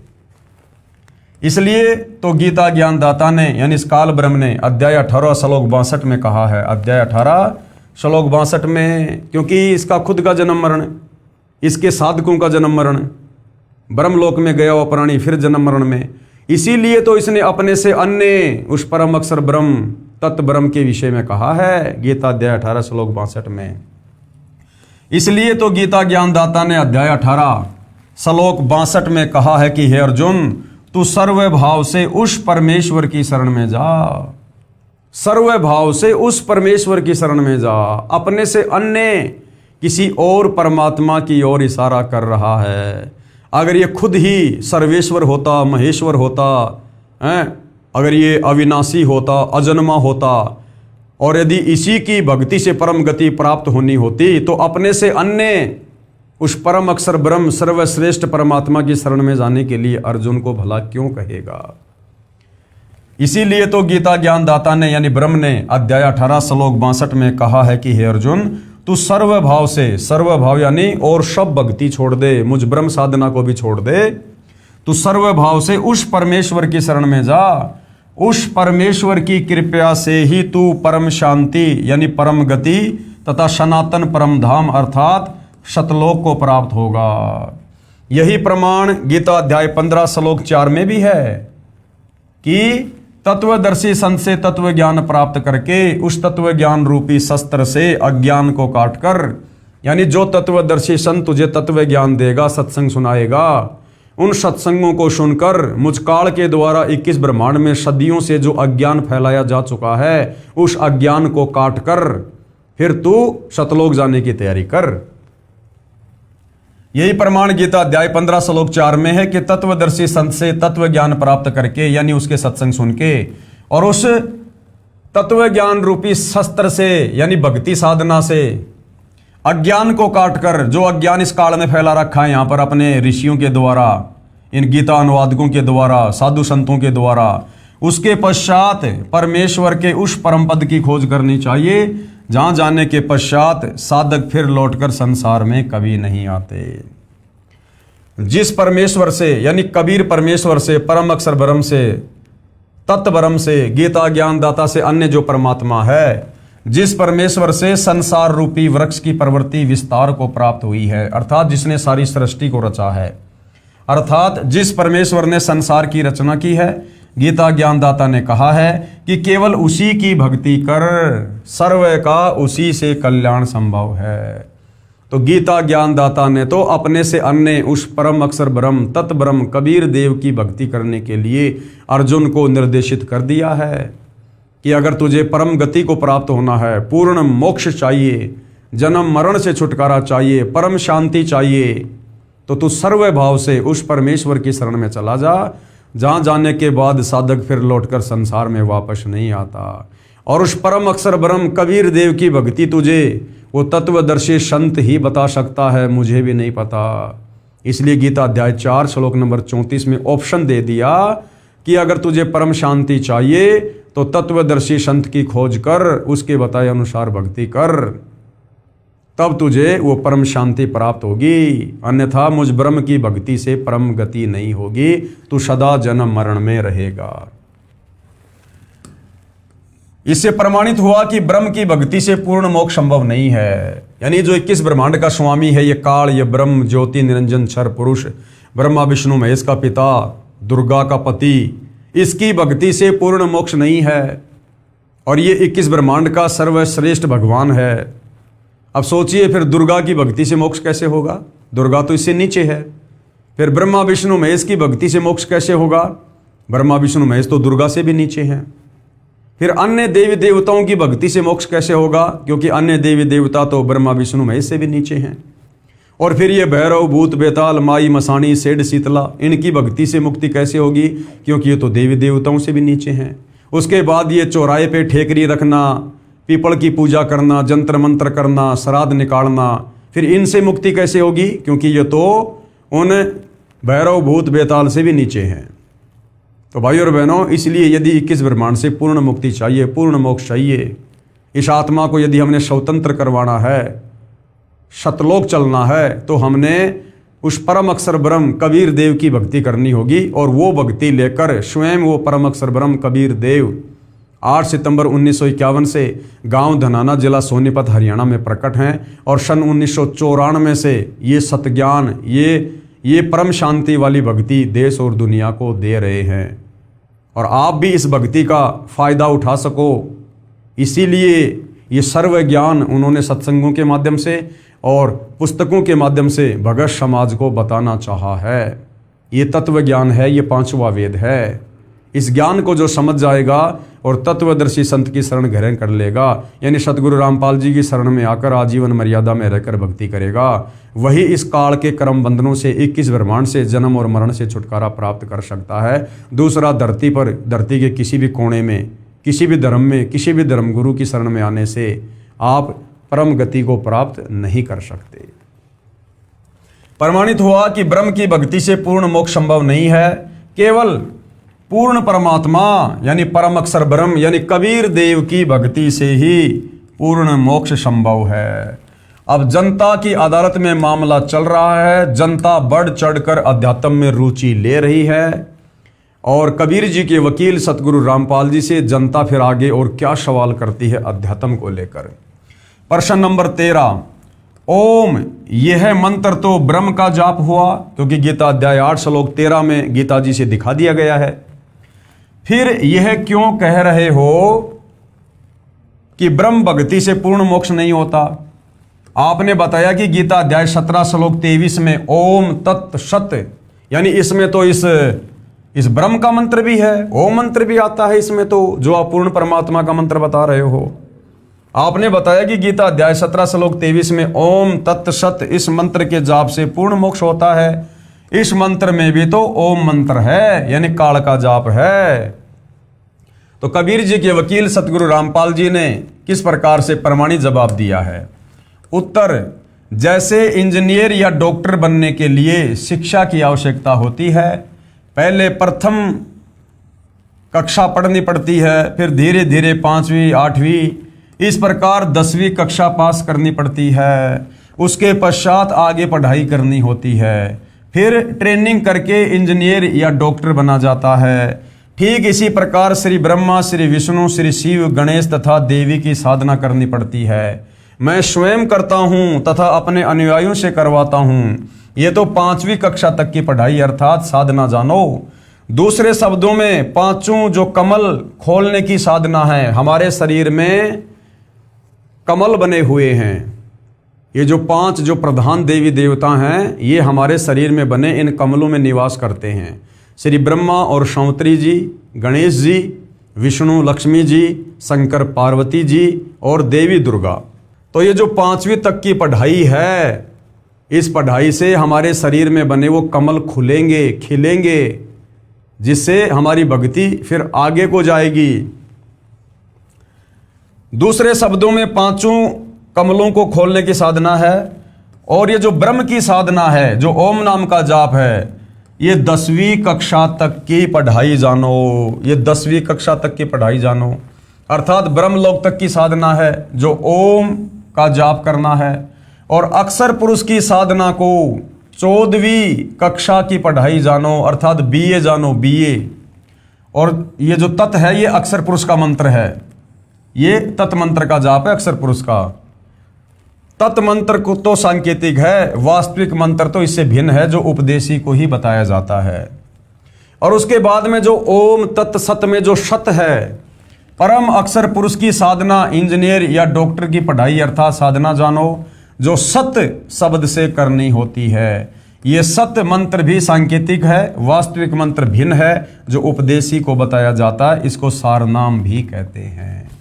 तो इस प्रकार से कबीर जी के वकील सतगुरु रामपाल जी ने क्लियर कर दिया कि गीता अध्याय 17 श्लोक 23 में जो 3 मंत्र है, ओम तत् सत, जिसमें सबसे पहले ओम मंत्र इस काल का है, दूसरा जो ये तत् मंत्र है ये अक्षर पुरुष का है, और तीसरा जो सत है वो परम अक्षर ब्रह्म कबीर देव की साधना का है। तो ये जो ब्रह्मा विष्णु महेश की जो साधना है, ये तो 5वीं कक्षा तक की पढ़ाई है। यानी शुरुआत में परमात्मा इनके मंत्र देकर इनका जो ऋण हमारे ऊपर चढ़ा हुआ है, हम इस काल के लोक में रह रहे हैं, युगों युगों से खा रहे हैं, पी रहे हैं, हवा ले रहे हैं, सूर्य से प्रकाश ले रहे हैं, धरती से अनाज पैदा करके खा रहे हैं, हमारे बाप का थोड़ी है। हम कर्जवान हैं इस काल के, क्योंकि काल ने 21 ब्रह्मांड, ये पूरी पृथ्वी शतलोक में ये तप करके ये प्राप्त कर रखी है। तो हम इस काल के ऋणी हो रखे हैं। तो ब्रह्मा विष्णु महेश का जो कर्जा है, यानी शरीर में जो 5 जो कमल हैं जिनमें ये प्रधान देवी देवता हैं, इनका ऋण उतारने के लिए हमें शुरुआत में इन देवी देवताओं के मंत्र जाप करने के लिए दिए जाते हैं। ये इन देवी देवताओं की पूजा नहीं है, ये इनकी साधना है। हम मेहनत मजदूरी करेंगे तो इनका ऋण उतार पाएंगे। पूजा हमने परम अक्षर ब्रह्म की करनी है, कबीर देव की करनी है। उसके बाद में जो ये ओम नाम की जो साधना है, ये इस ब्रह्म की है, इस काल की है, क्योंकि किस ब्रह्मांड इसी का है। इसने तप के बदले इसने ले रखा है जो है पूर्ण परमेश्वर कबीर साहिब से, तो इसका भी हमारे ऊपर ऋण चढ़ा हुआ है। तभी तो ये गीता अध्याय 18 श्लोक 66 में कह रहा है कि सर्वधर्मान परित्यज्य माम एकम शरणम व्रज अहम तवा सर्व पापेभ्यो मोक्षयामि मा शुच, कि अर्जुन मेरे स्तर की जितनी भी भक्ति साधना है उसका फल तू मुझे संकल्प कर दे, मैं तुझे यहाँ से मुक्त कर दूंगा। तो ओम नाम की जो कमाई है वो ओम नाम का जाप करके हम इस काल ब्रह्म को अंत में दे देंगे और इसका ऋण चूकती हो जाएगा। ये हमें यहाँ से जाने का नो ड्यू सर्टिफिकेट दे देगा। उसके बाद में जो तत् है, ओम तत् सत में जो तत् है, ये अक्षर पुरुष जो ये परब्रह्म है जिसके साथ संग ब्रह्मांड है, ये इसकी भक्ति का जाप है। क्योंकि सतलोक जाते समय हम इसके साथ संग ब्रह्मांडों को पार करते हुए जाएंगे, तो ये उसका अपना टोल टैक्स लेगा। और उसके बाद में जो सत है, ओम तत् सत में जो सत है, ये जो सत शब्द है ये सांकेतिक है। इसका वास्तविक मंत्र सतगुरु रामपाल जी के पास है, वे उपदेशी को प्रदान करते हैं। तो जो सत शब्द है उसको सार नाम कहते हैं, और उस सत शब्द की साधना से फिर हमारा सतलोक में पूर्ण वास हो जाता है। तो इस प्रकार से सतगुरु रामपाल जी ने बताया कि सार नाम के मंत्र में यानी परम अक्षर ब्रह्म की साधना में ओम मंत्र साथ में क्यों जाप किया जाता है, क्योंकि जब तक हम इस काल के लोक में रहेंगे, भक्ति साधना करेंगे, तो ओम नाम का जाप करने से इसका कोई ऋण हमारे ऊपर नहीं चढ़ेगा और अंत समय में आसानी से ये हमें यहाँ से बाहर जाने का रास्ता दे देगा। इसलिए अकेले ब्रह्म के नाम ओम से पूर्ण मोक्ष प्राप्त नहीं हो सकता। ओम नाम का जाप ब्रह्म का है, इसकी साधना से ब्रह्म लोक प्राप्त होता है, जिसके विषय में गीता अध्याय 8 श्लोक 16 में कहा है कि ब्रह्म लोक में गए साधक भी पुनर्जन्म को प्राप्त होते हैं, अर्थात जन्म और मरण में है। पुनर्जन्म है तो पूर्ण मोक्ष नहीं हुआ। जो गीता अध्याय 15 श्लोक 4 में कहा है कि परमात्मा के उस परम पद की खोज करनी चाहिए जहां जाने के बाद साधक यानी भगत कभी लौटकर पुनर्जन्म में नहीं आता। वह पूर्ण मोक्ष पूर्ण गुरु से शास्त्र अनुकूल भक्ति प्राप्त करके ही संभव है। और वर्तमान में वो पूर्ण गुरु तत्वदर्शी संत धरती पर सतगुरु रामपाल जी हैं। इनके अलावा ये गीता अध्याय 17 श्लोक 23 में जो पूर्ण ब्रह्म परमेश्वर की भक्ति का मंत्र है ओम तत्सत, इसको देने का अधिकारी गुरु नहीं है। यदि आप मनमुखी होकर इन मंत्रों का जाप करोगे तो भी आप मोक्ष प्राप्त नहीं कर पाओगे। विश्व में वर्तमान में मेरे यानी सतगुरु रामपाल जी के अतिरिक्त किसी के पास नहीं है। जो ओम तत्सत का सुमरण करते हैं वे ब्रह्मलोक में ओम नाम का प्रतिफल ही प्राप्त करते हैं। जो व्यक्ति मनमुखी रूप से गीता अध्याय 17 श्लोक 23 को पढ़कर ओम तत्सत इस प्रकार का जाप करते हैं, वो पूर्ण मोक्ष प्राप्त नहीं कर पाते। वो ओम तत्सत में केवल ओम नाम की भक्ति का ही फायदा उठा पाएंगे और ओम नाम से वो कहाँ जाएंगे? ब्रह्मलोक में। और ब्रह्मलोक में जाने के बाद साधक फिर लौटकर जन्म और मरण में। तो ओम तत्सत, ये तत् और सत ये सांकेतिक शब्द हैं। वास्तविक मंत्र इनके पीछे क्या हैं वो तत्वदर्शी संत ही बताएगा, यानी सतगुरु रामपाल जी ही बताते हैं। इसके सुमरण की जो कमाई है वो ब्रह्म को दे देते हैं, जिसके बदले में ये काल ब्रह्म साधक को पाप मुक्त कर देता है। अब जनता की अदालत में जनता अध्यात्म को लेकर रुचि दिखा रही है, क्योंकि कबीर जी के वकील सतगुरु रामपाल जी के द्वारा जनता की अदालत में दूसरी तरफ जो श्री कृष्ण और विष्णु जी के वकील सर्व हिंदू धर्मगुरु खड़े हुए हैं, उन सब के सामने गीता जी से ही प्रमाणित कर रहे हैं। तो जनता की रुचि अध्यात्म को लेकर बढ़ रही है और जनता आगे से आगे आत्म कल्याण की दृष्टि से प्रश्न कर रही है। तो अगला प्रश्न क्या है? प्रश्न नंबर 14, परमात्मा एक है या अनेक है और किस प्रभु की भक्ति करें? कि अब हमें यह बताओ कि भगवान एक हैं, दो हैं, तीन हैं, चार हैं? क्योंकि गीता जी में तो बहुत सारे भगवान हो गए। गीता अध्याय 15 श्लोक 16 में 2 भगवान हैं, क्षर पुरुष और अक्षर पुरुष। फिर गीता अध्याय 15 श्लोक नंबर 17 में कहा कि इनसे भी उत्तम परमेश्वर तो कोई और ही है, जो तीनों लोकों में प्रवेश करके सबका धरण पोषण करता है, वही वास्तव में अविनाशी है। तो जनता कह रही है कि हमें ये क्लियर करके बताओ कि हमारे धर्मशास्त्रों में भगवान एक हैं या अनेक हैं, और हमने किस भगवान की पूजा करनी चाहिए जिससे हमें परम गति मिले, हमें परम शांति मिले, जन्म मरण हमारा खत्म हो। तो सतगुरु रामपाल जी क्या कह रहे हैं? उत्तर, कुल का मालिक एक है और उसी की भक्ति करो। संत गरीबदास जी ने कहा है, भजन करो उस रब का जो दाता है कुल सब का। यानी उस परमेश्वर का भजन करो जो पूरे संसार का मालिक है, जो कुल का मालिक है, सबका जनक है। संत गरीबदास जी के ग्रंथ से राग आश्वरी शब्द नंबर 66 में बताया है, भजन करो उस रब का जो दाता है कुल सब का। भजन करो उस रब का जो दाता है कुल सब का। बिना भजन भय मिटे न जम का। जम कौन? ये काल, ये ब्रह्म जो हमें यहाँ जन्म मरण में रखता है। कहते हैं उस पूर्ण परमेश्वर के भजन बिना, उसकी भक्ति बिना काल का भय समाप्त नहीं हो सकता। बिना भजन भय मिटे न यम का, समझ बूझ रे भाई। सतगुरु नाम दान जिन दीना, या संतों ठहराई। और सतगुरु ने जिनको नाम उपदेश दे दिया और जिन्होंने सतगुरु को समझकर परमेश्वर मानकर मर्यादा में रहकर भक्ति की, उनको फिर परमेश्वर ने सतलोक भेज दिया। कबीर नाम कर्ता का, उस परमेश्वर का क्या नाम है? कबीर। कबीर नाम कर्ता का, कल्प करे दिल देवा। सुमरण करे सुरत से लापे, पावे हरिपद सेवा। आसन बंद पवन पद परचे, नाभि नाम जगावे। त्रिकुटी कमल में पदम झलके, जासे ध्यान लगावे। सब सुख भुगता जीवत मुक्ता, दुखदारी दर दूरी। ज्ञान ध्यान गलतान हरि पद, जो कुरंग कस्तूरी। गज मोती हस्ती के मस्तिक, उन्मुन रहे दीवाना। खाए न पीवे मंगल घूमे, आठ बकत गलताना। यानी उस कबीर परमेश्वर परम अक्षर ब्रह्म की भक्ति मिलने के बाद, उसके बाद में ये जीव आत्मा इतनी मगन हो जाती है, ये इतनी मुस्ताक हो जाती है कि फिर इसे उस परमेश्वर के अलावा, सतलोक के अलावा कुछ भी नहीं सूझता है। ऐसे तत्पद के अधिकारी, पलख अलख से जोरे। तन मन धन सब अर्पण कर ही, नेक न माथा मोरे। बिन ही रसना नाम चलत है, निर्वाणी से नेहा। गरीबदास भोडल में दीपक, छानी नहीं सनेहा। इसका सरलार्थ किया है पूज्य गुरुदेव भगवान ने।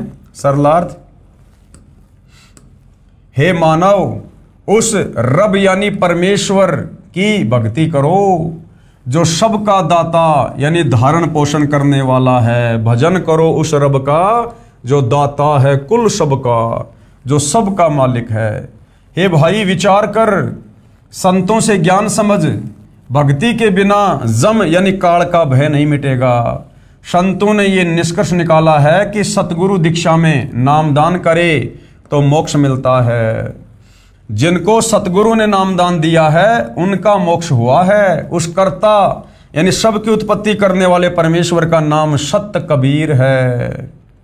वह दिल देवा यानी हृदय में निवास करने वाला परमेश्वर है, जिसके विषय में गीता अध्याय 18 श्लोक 61 में कहा है कि परमात्मा सब प्राणियों को उनके कर्मों के अनुसार भ्रमण करवाता है। कभी मनुष्य योनि में, कभी लक 84 योनियों में, जो सबके हृदय में निवास करता है। गीता अध्याय 18 श्लोक 62 में कहा है कि हे भारत, तू सर्व भाव से उस परमेश्वर की शरण में जा।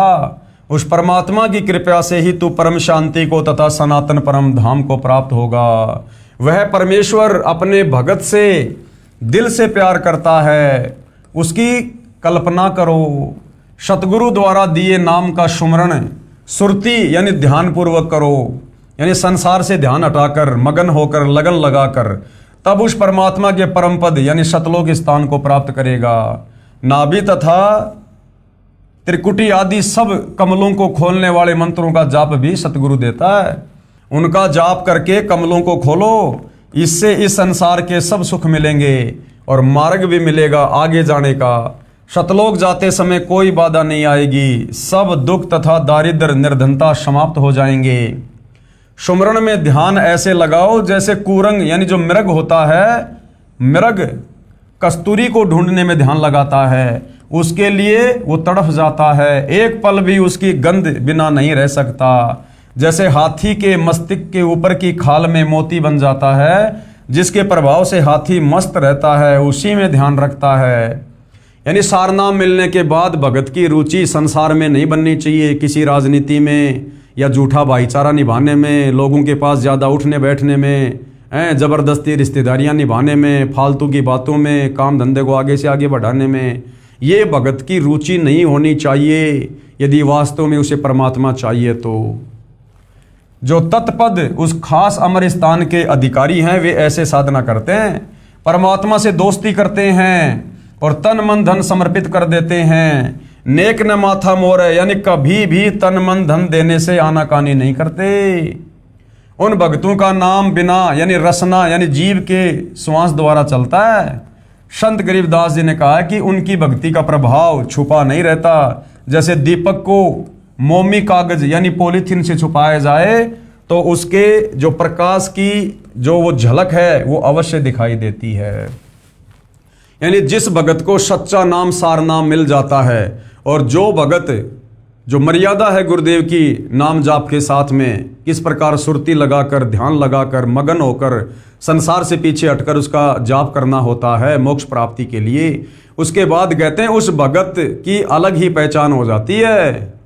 उस भगत के लक्षण, उसके गुण, उसका आचार विचार व्यवहार, उसका बोलचाल उठना बैठना, वो सब कुछ अलग से दिखाई देगा कि वास्तव में इसके अंदर भक्ति प्रवेश हो रही है। राग बिलावल शब्द नंबर 17। तत् कहन को राम है दूजा नहीं देवा, ब्रह्मा विष्णु महेश से जाकी करते हैं सेवा। तत् कहन को राम है, वास्तव में परमात्मा कहने को तो कबीर भगवान है, जिसकी ब्रह्मा विष्णु महेश जैसे भी भक्ति साधना करते हैं। तत् कहन को राम है दूजा नहीं देवा, ब्रह्मा विष्णु महेश से जाकी करते हैं सेवा। जप तप तीर्थ थोतरे जाकी क्या आशा, कोटि यज्ञ पुण्य दान से जन्म कटे नहीं फाशा। ये जप तप तीर्थ थोतरे ये तो खोखले हैं, थोते हैं। कौन से जप तप? ये काल लोक तक की साधना के, ये मनमुखी मंत्र जो हमारे धर्मगुरु दे रहे हैं, जो हमें कहते हैं कि बद्रीनाथ जाओ, जगन्नाथ जाओ, केदारनाथ जाओ, हरिद्वार जाओ, ये व्रत कर लो, तीर्थ कर लो। जो शास्त्र विरुद्ध साधना के अंतर्गत जप तीर्थ आते हैं वो सब बेकार हैं, व्यर्थ हैं। इनकी हमें कोई आशा नहीं करनी चाहिए कि हमें मुक्ति प्रदान कर देंगे।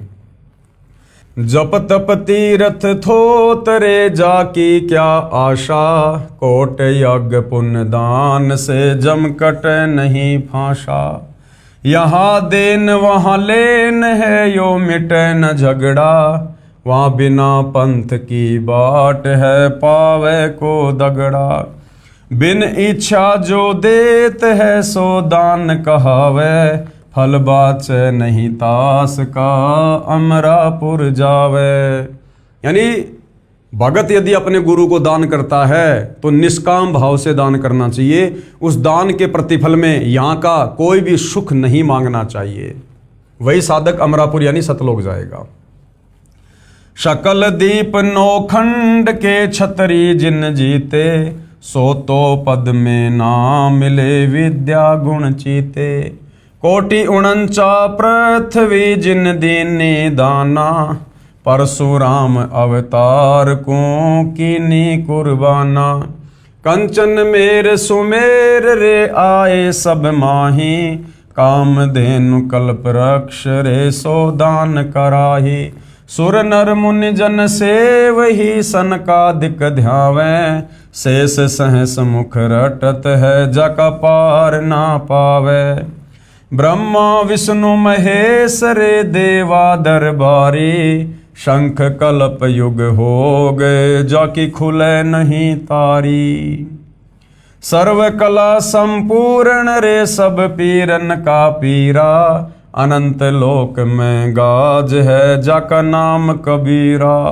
परले शंख अशंख रे पल माही बिहानी, गरीबदास निज नाम की महिमा हम जानी। गुरुदेव भगवान क्या सरलार्थ कर रहे हैं? राम तो सबको कहते हैं परंतु पूर्ण ब्रह्म तो एक ही है। यानी जनता की अदालत में जनता ने जो सवाल किया है कि ये भगवान कितने प्रकार के हैं, ये कितने प्रभु हैं और हमें किसकी भक्ति करनी चाहिए। राम तो सबको कहते हैं परंतु पूर्ण ब्रह्म तो एक ही है, दूसरा कोई परमेश्वर नहीं है। ब्रह्मा विष्णु महेश जैसे भी उनकी पूजा करते हैं परंतु साधना गलत है, तीर्थ व्रत व्यर्थ है, इनकी क्या आशा लगाकर साधना करते हैं।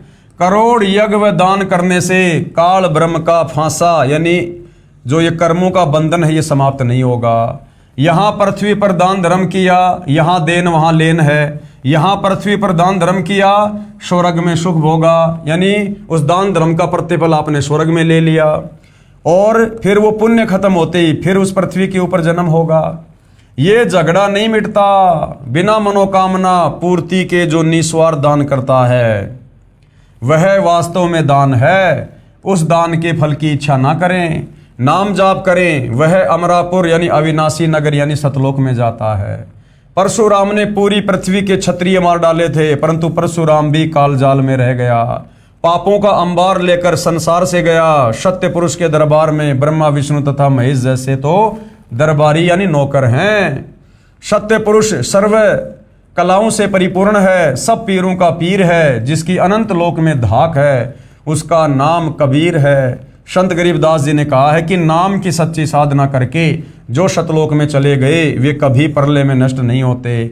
शंखों असंखों प्रलय होती रही, उनके पल के समान भी नहीं है। निज नाम की महिमा ऐसी है जो हमने जानी है। कौन सा निज नाम? गीता अध्याय 17 श्लोक 23 ओम तत्सत, जो तत्वदर्शी संत से प्राप्त करके भक्ति करते हैं। राग बिलावल शब्द नंबर 21। अविगत राम कबीर है चकवे अविनाशी, ब्रह्मा विष्णु वजीर है शिव करत खवासी। इंद्र कोटि अनंत है जाके प्रतिहारा, वर्ण कुमेर धर्मराय ठाडे दरबारा। 33 कोटि देवता ऋषि सहस 88, वैष्णव कोटि अनंत है गुण गावें राशि। 9 योगेश्वर नाद बरी सुर पूरे शंखा, सनकादिक संगीत है अविचल गढ़बंका। शेष गणेश और सरस्वती और लक्ष्मी राजे, सावित्री गौरा रटे गण शंख बिराजे। अनंत कोटि मुनि साध हैं गण गंधर्व ज्ञानी, अर्प पिंड और प्राण कूंजा शंखों दानी। सावत सूर्य अनंत है कुछ गिनती नाही। ये सतलोक की महिमा हो रही है कि वहां पर कैसे कैसे आत्मा रहती हैं, कैसे कैसे ठाट बाट हैं। जति सती और शीलवंत लीला गुण गाही, चंद्र सूर्य बिनती करे तारा गण गाडे। 5 तत्व हाजिर खड़े हुक्मी दर ठाडे, तीर्थ कोटि अनंत है और नदी विहंगा। 18 बार तो कूरटे जल पवन तरंगा, अष्टकुली पर्वत रटे धर अंबर ध्याना। महताब अग्नि तो कूं जपे साहिब रहमाना, अर्श कुर्श पर सेज है तन तबक तिराजी। एक पलक में करत है सो राज बिराजी, अलख बिनानी कबीर को रंग खूब चवाया। एक पानी की बूंद से संसार बनाया, अनंत कोटि ब्रह्मांड को कछुआर ना पारा। 184 खान का तू सिरजनहारा, सूक्ष्म रूप स्वरूप है वो रंग बिनानी। गरीबदास के मुकुट में हाजिर परवानी। सरलार्थ, अविगत यानी दिव्य परम पुरुष कबीर जी हैं। चकवे यानी चक्रवर्ती, चक्रवर्ती राजा उसे कहते हैं जिसका राज्य पूरी पृथ्वी पर होता है। तो कबीर परमेश्वर का राज्य, उनका साम्राज्य, उनका एम्पायर सर्व ब्रह्मांडों पर है, क्योंकि ये कुल के मालिक हैं, सर्व सृष्टि के सर्जनहार हैं। इसलिए कबीर परमेश्वर वास्तव में चक्रवर्ती हैं। जो सब छोटे राजाओं का मालिक महाराजा होता था, कबीर सत्य पुरुष का राज्य संपूर्ण लोकों पर, जो ब्रह्मा विष्णु महेश ज्योति निरंजन तथा अक्षर पुरुष सहित सब छोटे छोटे देवों का मालिक महाराजा यानी महादेव है, परमात्मा है, अविनाशी है। ब्रह्मा विष्णु तथा शिव भी इनकी खवासी यानी गुलामी करते हैं। इंद्र तथा 33 करोड़ देवता, 88,000 ऋषि, 9 योगेश्वर, शनकादिक चारों, शेषनाग, गणेश, सरस्वती, लक्ष्मी, सावित्री, पार्वती, शंखु गण सब उसी के आदेश से चलते हैं। सबके ऊपर कबीर परमेश्वर का राज है। कबीर जी ने जल की बूंद से मानव शरीर कितना सुंदर बना रखा है। असंख्यों ब्रह्मांडों को तथा 84 लाख प्रकार के जीवों को उत्पन्न करने वाले आप कबीर जी ही हैं, सबके सर्जनहार हैं। संत गरीबदास जी ने कहा है कि अनेकों रूपों में लीला करने वाला परमेश्वर मेरे लिए सिर पर विराजमान है, मेरे सिर पर विराजमान है, मेरे शीश पर विराजमान है। यानी जनता का सवाल था कि किस प्रभु की भक्ति करें, किस भगवान की भक्ति करें। तो कबीर जी के वकील सतगुरु रामपाल जी ने स्पष्ट कर दिया है कि ना तो ब्रह्मा विष्णु महेश की भक्ति करें, ना दुर्गा की भक्ति करें, ना काल ब्रह्म की भक्ति करें, ना अक्षर पुरुष की भक्ति करें। केवल परम अक्षर ब्रह्म सत्य पुरुष कबीर देव ही पूजा के योग्य है। और तत्वदर्शी संत जो भक्ति साधना सत्य पुरुष कबीर की बताएगा, उसमें इन समस्त देवी देवताओं की, इन सब की भक्ति शामिल होगी। तो तत्वदर्शी संत के बताए अनुसार भक्ति साधना करने से जीवात्मा का पूर्ण मोक्ष होगा।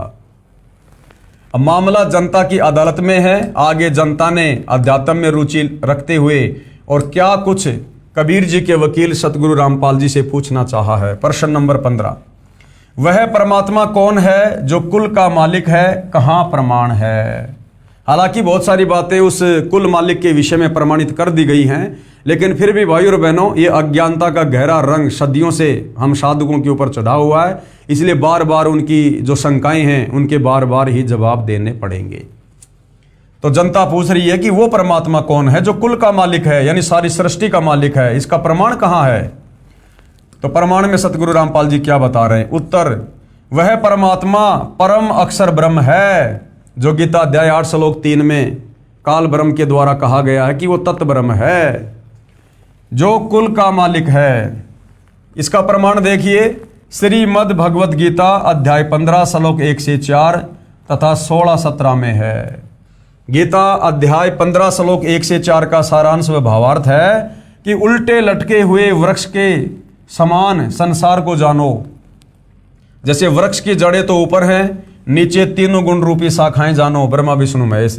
गीता अध्याय 15 श्लोक 1 में यह भी स्पष्ट किया है कि तत्वदर्शी संत की क्या पहचान है। क्या पहचान है। तत्वदर्शी संत वो है जो संसार रूपी वृक्ष के सर्वांग यानी सभी भाग भिन्न भिन्न बताए। तो सतगुरु रामपाल जी ने संसार रूपी वृक्ष का पेड़ दिखाकर, चित्र दिखाकर पहले क्लियर कर दिया है कि ये जो उल्टा लटका हुआ संसार रूपी वृक्ष है, इसकी जड़ तो है पूर्ण परमात्मा कबीर साहिब, जो सर्व सृष्टि के मालिक हैं। पेड़ का जो तना है वो है अक्षर पुरुष, सातसंग ब्रह्मांड का स्वामी। उस तने से जो एक मोटी डार निकल रही है वो है ये काल ब्रह्म, क्षर पुरुष, 21 ब्रह्मांड का स्वामी। और उस एक मोटी डार से जो 3 टहनियां निकल रही हैं, 3 शाखाएं हैं, वो हैं ब्रह्मा विष्णु महेश। और उन टहनियों के जो ये पत्ते हैं वो हैं पात रूप संसार, आप और हम सब जीव। तो जो संत इस प्रकार से उल्टे लटके हुए संसार रूपी वृक्ष की व्याख्या कर देगा, प्रत्येक भाग को, प्रत्येक भगवान को समझा देगा, वो वास्तव में तत्वदर्शी संत होगा। तो भाई और बहनों, इस विश्व में सतयुग से लेकर वर्तमान समय तक, जब तक सतगुरु रामपाल जी ने ये तत्व ज्ञान देना प्रारंभ नहीं किया था, आज से पहले किसी भी साधु संत महात्मा ऋषि ज्ञानी विद्वान आचार्य शंकराचार्य ने इस प्रकार से जो गीता अध्याय 15 श्लोक 1 से 4 में लिखा है, उस उल्टे लटके हुए संसार रूपी वृक्ष की भिन्न भिन्न व्याख्या करके समाज को नहीं बताई।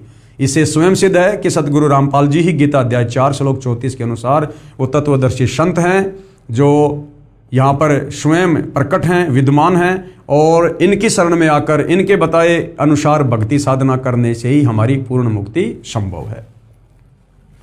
विशेष आगे क्या बताया जा रहा है, वेद मंत्रों की जो आगे फोटोकॉपियां लगाई हैं ये आर्य समाज के आचार्यों तथा महर्षि दयानंद द्वारा अनुवादित हैं, जो सार्ववैदिक आर्य प्रतिनिधि सभा दिल्ली द्वारा प्रकाशित है, जिनमें वर्णन है कि परमेश्वर स्वयं पृथ्वी पर सशरीर प्रकट होकर कवियों की तरह आचरण करता हुआ सत्य आध्यात्मिक ज्ञान सुनाता है। प्रमाण ऋग्वेद मंडल 9 सूक्त 86 मंत्र 26 और 27, ऋग्वेद मंडल 9 सूक्त 82 मंत्र 1 और 2, सूक्त 96 मंत्र 16 से 20, ऋग्वेद मंडल 9 सूक्त 94 मंत्र 1, ऋग्वेद मंडल 9 सूक्त 95 मंत्र 2, ऋग्वेद मंडल 9 सूक्त 20 मंत्र 1, ऋग्वेद मंडल 9 सूक्त 54 मंत्र 3 में इन मंत्रों में कहा है कि परमात्मा सर्वभवनों यानी लोकों के ऊपर के लोक में विराजमान है, यानी सतलोक में विराजमान है। जब जब पृथ्वी पर अज्ञान की वृद्धि होने से अधर्म बढ़ जाता है तो परमात्मा स्वयं सशरीर चलकर पृथ्वी पर प्रकट होकर यथार्थ आध्यात्मिक ज्ञान का प्रचार लोकोक्तियों, शब्दों, चौपाइयों, साखियों, कविताओं के माध्यम से कवियों जैसा आचरण करके घूम फिर कर करता है, जिस कारण से एक प्रसिद्ध कवि की उपाधि भी प्राप्त करता है। यानी वेदों में परमात्मा को कवि कहा गया है। गीता अध्याय 8 श्लोक नंबर 9 में परमेश्वर को कवि की संज्ञा दी गई है, क्योंकि वो कवियों की तरह आचरण करता हुआ लोगों को ज्ञान समझाता है। कृपया देखिए उपरोक्त मंत्रों की फोटोकॉपी इसी पुस्तक के पेज नंबर 314 पर, जो हम आगे देखेंगे। परमात्मा ने अपने मुख कमल से ज्ञान बोलकर सुनाया था। कब? सतयुग में, त्रेता युग में, द्वापर में, कलयुग में, और वर्तमान में भी वो परमात्मा कबीर देव स्वयं ही सतगुरु रामपाल जी के रूप में आकर ये ज्ञान अपने मुख कमल से सुना रहे हैं। उसे सूक्ष्म वेद कहते हैं, क्योंकि वेद प्रमाणित करते हैं कि परमात्मा खुद सतलोक से चलकर पृथ्वी पर प्रकट होकर अपने द्वारा रची गई सृष्टि का यथावत ज्ञान देते हैं। अन्य 21 ब्रह्मांड में कोई भी प्राणी सृष्टि रचना के विषय में, सतलोक की साधना के विषय में परिचित नहीं है, इसलिए परमात्मा ने स्वयं ही सतलोक से चलकर गति करके आना पड़ता है। उसी को तत्व ज्ञान भी कहते हैं। तत्व ज्ञान का प्रचार करने के कारण परमात्मा तत्वदर्शी संत भी कहलाने लगता है। तो वर्तमान में धरती पर तत्वदर्शी संत कौन कहला रहे हैं? सतगुरु रामपाल जी। और तत्व ज्ञान का प्रचार करने के चलते परमात्मा को तत्वदर्शी संत कहते हैं। तो भाई और बहनों, सतगुरु रामपाल जी स्वयं पूर्ण ब्रह्म परमात्मा है, परमेश्वर हैं। इस उलझे हुए, सदियों से उलझे हुए इस आध्यात्मिक ज्ञान को उस परमेश्वर के अलावा तत्वदर्शी संत की भूमिका करके दूसरा कोई सुलझा नहीं सकता है, क्योंकि 21 ब्रह्मांड में यह तत्व ज्ञान इस काल ब्रह्म को भी नहीं है, तो फिर काल के अधीन इन साधु संत महात्मा देवी देवताओं को कहाँ से हो जाएगा। इसलिए भाई और बहनों, इस काल के 21 ब्रह्मांड में परमात्मा सतलोक से चलकर स्वयं ही एक तत्वदर्शी संत की भूमिका करके इस ज्ञान का प्रचार करते हैं। तत्व ज्ञान का प्रचार करने के कारण परमात्मा तत्वदर्शी संत भी कहलाने लगता है। उस तत्वदर्शी संत रूप में प्रकट परमात्मा ने संसार रूपी वृक्ष के सर्वांग इस प्रकार बताए हैं। यानी 650 साल पहले जब कबीर परमेश्वर जी आए थे, उन्होंने अपनी साधारण भाषा में किस प्रकार से हमें यही सृष्टि रचना का ज्ञान समझाया था, जिसका ये प्रमाण समर्थन आज हमारे सर्व धर्म ग्रंथ भी कर रहे हैं। कबीर अक्सर पुरुष एक पेड़ है, यानी जो संसार रूपी उल्टा लटका हुआ वृक्ष है, उसका जो बाहर का जो तना है, जो बाहरी हिस्सा है, मोटा तना जिसको पेड़ कहते हैं, वो अक्सर पुरुष है, सातसंग ब्रह्मांड का स्वामी है। क्योंकि जड़ें तो गुप्त रहती हैं, जड़ें तो जमीन के अंदर रहती हैं, उनको तो खोद कर ही देखा जा सकता है। इसी प्रकार जो कबीर परमात्मा है वो गुप्त है, संसार रूपी वृक्ष की जड़ है, उसकी साधना यहाँ किसी के पास नहीं है, केवल तत्वदर्शी संत से उपदेश लेकर ही उसके दर्शन किए जा सकते हैं। तो संसार रूपी वृक्ष जो उल्टा लटका हुआ है, यानी संसार की रचना ये किस प्रकार से है? उल्टा लटका हुआ संसार रूपी वृक्ष है। ऊपर को जड़ यानी ऊपर के चारों अजर अविनाशी लोक, सतलोक, अगमलोक, अलखलोक और अनामी लोक, ये है जड़ संसार रूपी पेड़ की। ये चारों जो ये लोक हैं ये अजरो अमर हैं, अविनाशी हैं, ये नष्ट नहीं होते। जिस प्रकार पेड़ की जो जड़ होती हैं वो स्थिर होती हैं, डगमग नहीं होती, वो पेड़ भले हिल जाए लेकिन जड़ें बिल्कुल स्थिर रहती हैं। इसी प्रकार ऊपर के चारों लोक स्थिर हैं, वो कभी भी प्रलय में नहीं आते हैं, वो कभी भी नष्ट नहीं आते, वो अविनाशी हैं। तो अक्सर पुरुष एक पेड़ है, जड़ से बाहर जो पेड़ है, मोटा जो तना है, वो फिर क्या है? यानी सतलोक से नीचे फिर सृष्टि में क्या है? अक्सर पुरुष के सातसंग ब्रह्मांड है, सतलोक से नीचे। तो अक्सर पुरुष एक वृक्ष है, और क्षर पुरुष वा की डार, ये जो क्षर पुरुष है, काल, ज्योति निरंजन, ये अक्षर पुरुष के नीचे इसके लोक हैं। यानी उस पेड़ के उस तने से जो एक और मोटी डार निकलती है वो है काल के 21 ब्रह्मांड, क्योंकि अक्षर पुरुष के लोक से नीचे फिर काल के 21 ब्रह्मांड हैं। और काल के 21 ब्रह्मांड से नीचे यानी उस पेड़ की जो टहनी है, टहनी के जो 3 शाखाएं होती हैं वो हैं ब्रह्मा विष्णु महेश। यानी काल से नीचे फिर ब्रह्मा विष्णु महेश हैं, और ब्रह्मा विष्णु महेश से नीचे जो पात रूप संसार है, जो पत्ते हैं उस पेड़ के, वो आप और हम संसार के सभी जीव हैं। तो इस प्रकार से ये संसार रूपी उल्टा लटका हुआ वृक्ष है, जिसकी व्याख्या कबीर परमेश्वर ने अपनी साधारण भाषा में आज से 650 साल पहले कबीर वाणी के माध्यम से की थी। अक्षर पुरुष एक पेड़ है, क्षर पुरुष वा की डार, और तीनों देवा शाखा हैं, पात रूप संसार। यानी सबसे ऊपर है कबीर भगवान, उससे नीचे है फिर अक्षर पुरुष के सात्संग ब्रह्मांड, उससे नीचे हैं काल के 21 ब्रह्मांड, उससे नीचे हैं ब्रह्मा विष्णु महेश के लोक, और फिर नीचे हम सभी प्राणी। इस प्रकार से ये संसार की रचना है। क्या बताया गया है? भावार्थ, वृक्ष का जो हिस्सा जो पृथ्वी से बाहर दिखाई देता है उसको कहते हैं तना। जैसे संसार रूपी वृक्ष का जो तना है वो तो अक्षर पुरुष है, और उस तने से मोटी डार निकलती है वो क्षर पुरुष जानो, यानी काल जानो, और डार के मानो 3 शाखाएं निकलती हों, उनको तीनों देवता रजगुण ब्रह्मा जी, सतगुण विष्णु जी तथा तमगुण शंकर जानो, तथा इन शाखाओं पर टहनियों व इन पत्तों को संसार जानो।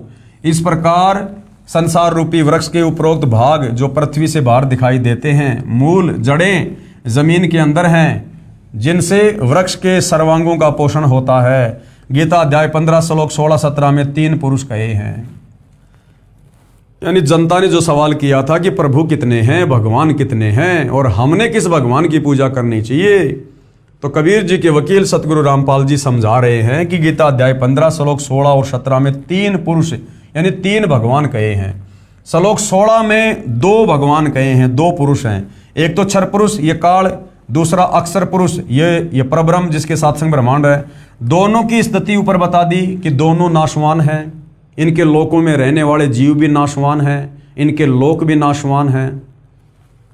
गीता अध्याय 15 श्लोक 16 में भी कहा है कि क्षर पुरुष तथा अक्षर पुरुष दोनों नाशवान हैं, यानी इनके जन्म और मृत्यु होती हैं।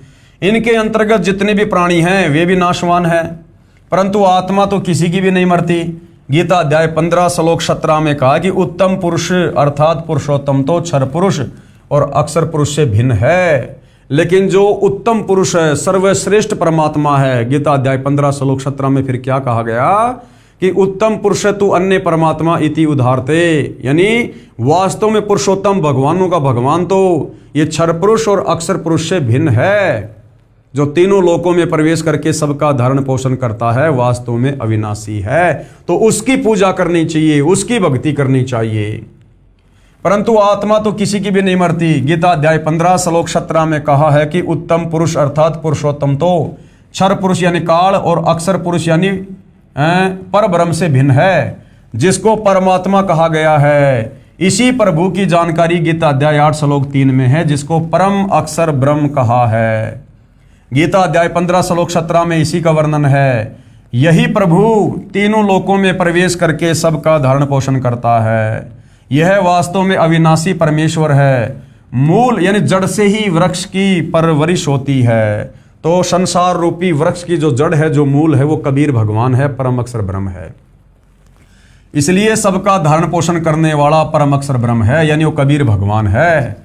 जैसे पहले गीता अध्याय 15 श्लोक 1 से 4 में बताया है कि ऊपर को जड़ यानी मूल वाला और नीचे को शाखा वाला संसार रूपी वृक्ष है। जड़ से ही वृक्ष का धारण पोषण होता है, यानी जड़ से ही वृक्ष को खुराक मिलती है।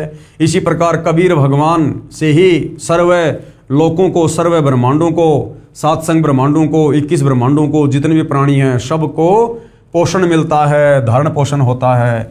इसलिए परम अक्षर ब्रह्म जो संसार रूपी वृक्ष की जड़ यानी मूल है, यही सर्व पुरुषों यानी सभी भगवानों का पालनहार, इनका विस्तार रचना करने वाला सर्जनहार है। यही कुल का मालिक है। यह वही है जो काशी शहर भारत में जुलाहा था, कबीर नाम से जाना जाता है। और ये वही है, ये वही कबीर है, वही जुलाहा है जो वर्तमान कलयुग की पिछली पीढ़ी में इस भक्ति युग में 8 सितंबर 1951 से गांव धनाना, जिला सोनीपत, हरियाणा में प्रकट होकर सन 1994 से अपने तत्व ज्ञान का प्रचार प्रसार कर रहे हैं, अर्थात सतगुरु रामपाल जी। ये वही कुल के मालिक हैं, संसार रूपी वृक्ष की जड़ हैं, मूल है, सबका धारण पोषण करने वाले, गीता अध्याय 15 श्लोक 17 वाले पुरुषोत्तम हैं।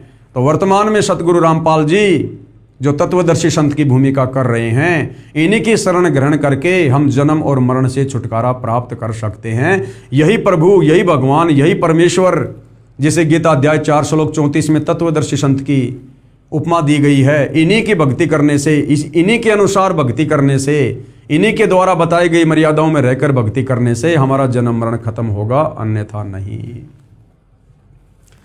आगे जनता की अदालत में जनता ने और सवाल किया, प्रश्न नंबर 16, क्या रजगुण ब्रह्मा, सतगुण विष्णु तथा तमगुण शंकर यानी शिव जी की पूजा भक्ति करनी चाहिए?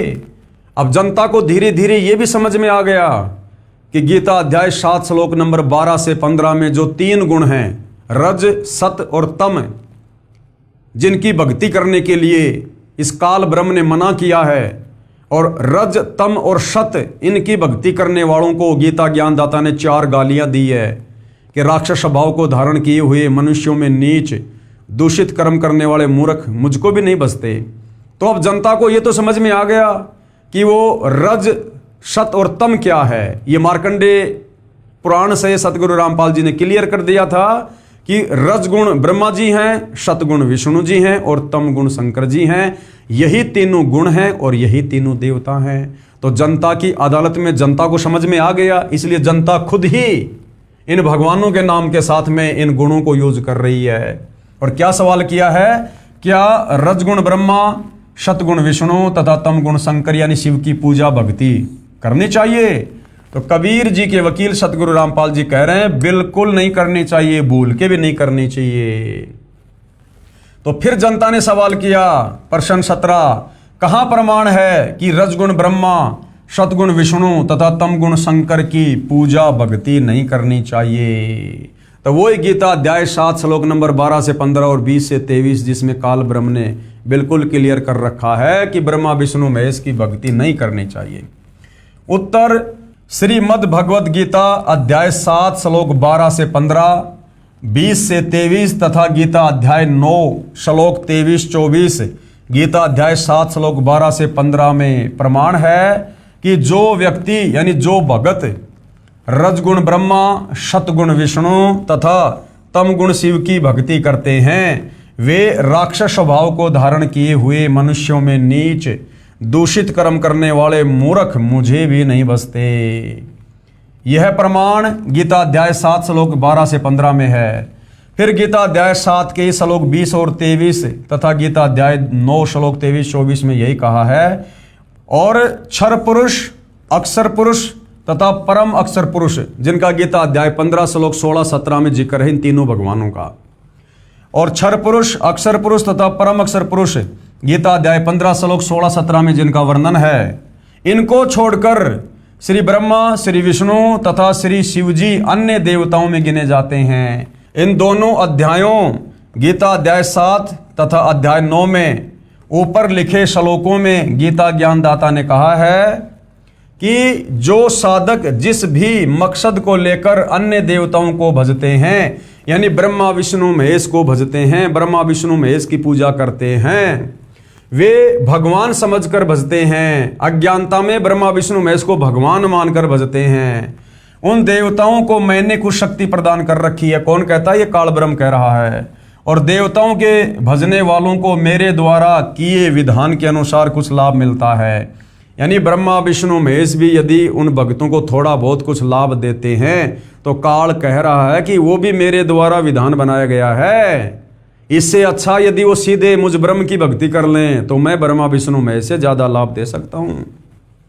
परंतु उन देवताओं की पूजा करने वाले अल्प बुद्धि वालों का वह फल नाशवान है। यानी मंद बुद्धि कहा है ब्रह्मा विष्णु महेश की भक्ति करने वालों को।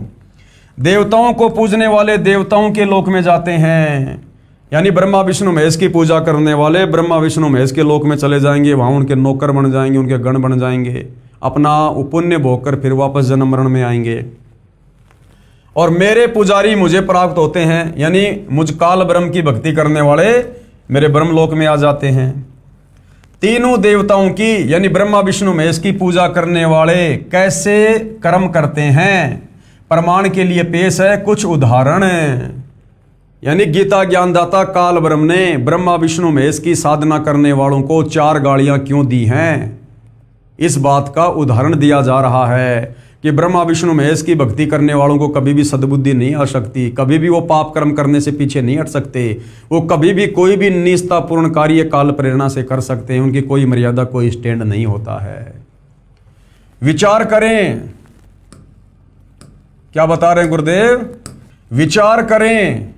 रावण ने भगवान शिव जी को मृत्युंजय अजरो अमर सर्वेश्वर मानकर भक्ति की। जिन ब्रह्मा विष्णु महेश की भक्ति करने के लिए गीता जी मना कर रही है, रावण ने शंकर जी को यानी तमोगुणी शंकर को भगवान मानकर, सर्वेश्वर महेश्वर अजरो अमर मानकर। जो लोग कहते हैं कि रावण बहुत बड़ा पंडित था, ज्ञानी था, 4 वेदों का ज्ञाता था, तो ये देख लो रावण को कितना ज्ञान था। अगर रावण को वेदों का ज्ञान होता तो रावण कभी भी शंकर जी को अजरो अमर मृत्युंजय मानकर भक्ति नहीं करता। वो गीता अध्याय 4 श्लोक 34 में वर्णित तत्वदर्शी संत की खोज करके, फिर गीता अध्याय 17 श्लोक 23 में वर्णित पूर्ण ब्रह्म परमेश्वर का 3 मंत्र का जाप करता। लेकिन शंकर की भक्ति करने के चलते, जो शंकर नाशवान है, जिस शंकर की भक्ति करने के लिए गीता ज्ञानदाता गीता अध्याय 7 श्लोक 12 से 15 में मना कर रहा है, रावण ने उसकी भक्ति की और उसकी भक्ति करने के चलते अंत में रावण की दुर्गति हुई और कुत्ते वाली मौत हुई। विचार करें, रावण ने भगवान शिव जी को मृत्युंजय अजरो अमर सर्वेश्वर मानकर भक्ति की, 10 बार सिर काटकर समर्पित कर दिया, जिसके बदले में युद्ध के समय 10 शीश रावण को प्राप्त हुए। यानी ये तीनों देवता जैसा जीव का ये कर्म होता है, ये उतना ही उसको वापस दे देते हैं, अपनी तरफ से 1 टका भी नहीं दे सकते, 1% भी। तो रावण ने भगवान शंकर को सर्वेश्वर महेश्वर मानकर 10 बार अपने शीश उनके चरणों में समर्पित कर दिए थे काटकर। और जब युद्ध का समय आया तो भगवान शंकर ने रावण को 10 शीश वापस दे दिए, लेकिन मुक्ति नहीं दे पाया, सद्बुद्धि नहीं दे पाया। 10 बार सिर काटकर समर्पित कर दिया, जिसके बदले में युद्ध के समय 10 शीश रावण को प्राप्त हुए, परंतु मुक्ति नहीं हुई और राक्षस कहलाया। यानी शंकर की भक्ति करने वाला जो साधक। और गुरुदेव ने बताया कि रावण जैसी भगवान शंकर की भक्ति आज वर्तमान में भी कोई व्यक्ति नहीं कर सकता। रावण ने 10 बार शीश काट के चढ़ा दिया, आज कोई उंगली का नाखून उतार कर भी शंकर जी के चरणों में नहीं चढ़ा पाएगा। उस रावण की भी मुक्ति नहीं हुई, दुर्गति हुई, तो वर्तमान शंकर के साधकों का क्या हाल होगा। और अंत में राक्षस कहलाया वो। ये दोष रावण के गुरुदेव का है, जिस नादान नीम हकीम ने वेदों को ठीक से ना समझकर अपनी सोच से तमोगुण युक्त भगवान शिव को ही पूर्ण परमात्मा बताया, तथा भोली भाली आत्मा रावण ने झूठे गुरुदेव पर विश्वास करके जीवन व अपने कुल का नाश किया। और यही गलती भाई और बहनों वर्तमान में आप और हम कर रहे थे। जिस प्रकार रावण के उस नीम हकीम गुरु ने रावण को केवल यही बताया कि भगवान शंकर ही सर्वेश्वर है, महेश्वर है, अजरो अमर है, ये देवों के देव महादेव है, यही सृष्टि को रचते हैं, यही संहार करते हैं, इन्हीं की भक्ति से मुक्ति होती है।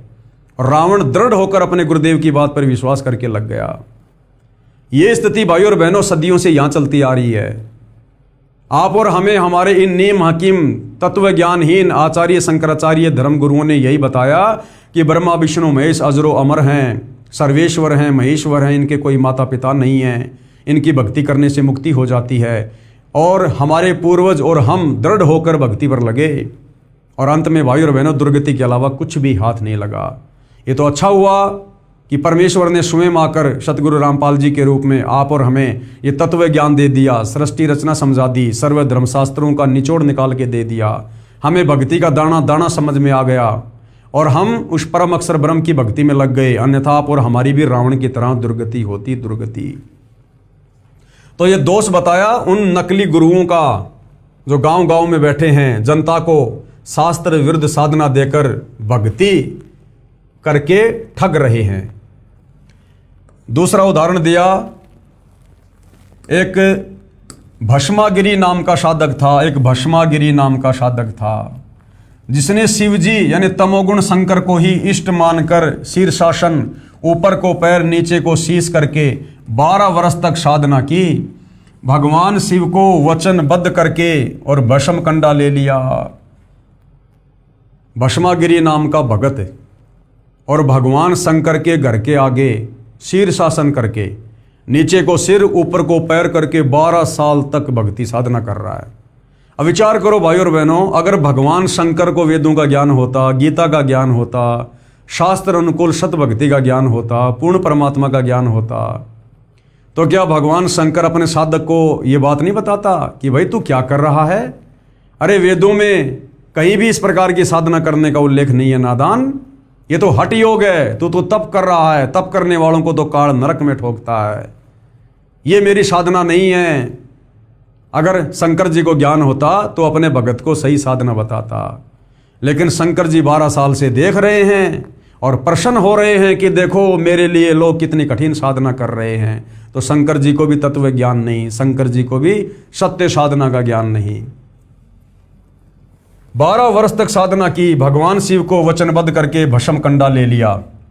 भस्म कंडा शंकर जी के हाथ में पहने जाने वाला एक कड़ा था। उसकी क्या खासियत थी?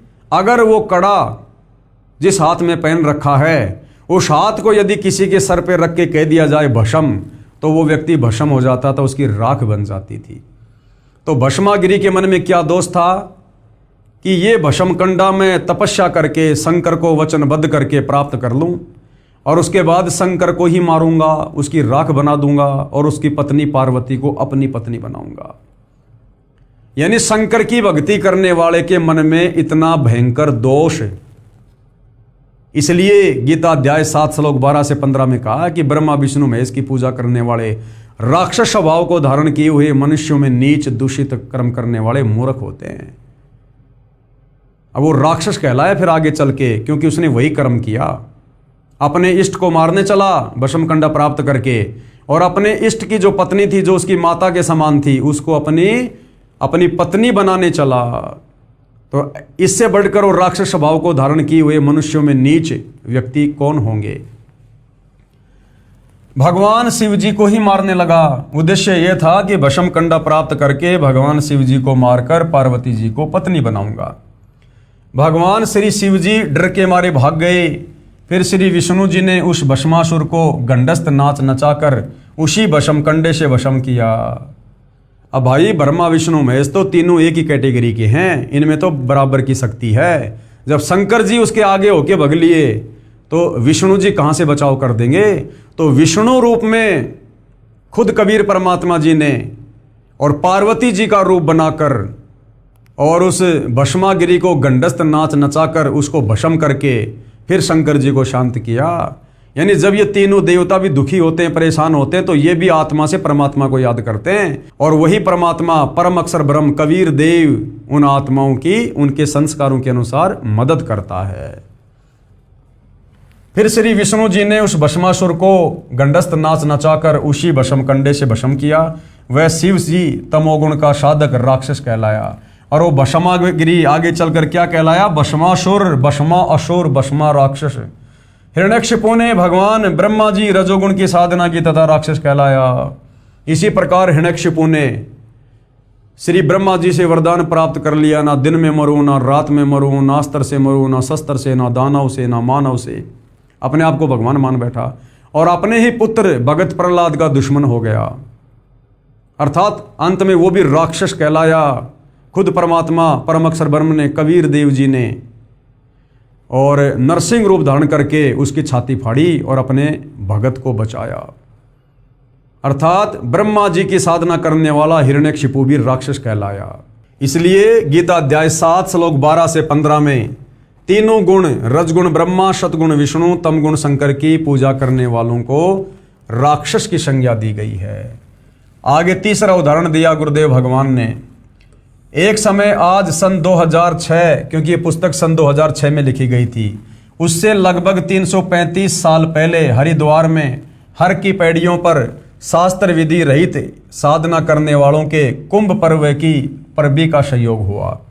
यानी ब्रह्मा विष्णु महेश इन तीनों देवताओं के भक्तों का एक नहाने का समय आया, जिसको हम कुंभ कहते हैं। वहां पर सर्व ये त्रिगुण उपासक यानी ब्रह्मा विष्णु महेश के उपासक महात्मा जन स्नानार्थ पहुंचे, नहाने के लिए पहुंचे। गिरि पुरी नाथ नागा आदि भगवान श्री शिव जी तमोगुण के उपासक तथा वैष्णव भगवान श्री विष्णु जी शतोगुण के उपासक। और ये सबसे पहले नहाने को लेकर नागा तथा वैष्णव साधुओं में घोर युद्ध हो गया। लगभग 25,000 ये त्रिगुण उपासक मृत्यु को प्राप्त हुए। जो व्यक्ति जरा सी बात पर नरसंहार कत्लेआम कर देता है वह साधु है या राक्षस, ये विचार स्वयं कीजिएगा। आम व्यक्ति भी कहीं नहा रहे हों और कोई व्यक्ति आकर कहे कि मुझे भी कुछ स्थान नहाने के लिए देने की कृपया करें, शिष्टाचार के नाते कहते हैं कि आओ आप भी स्नान कर लो।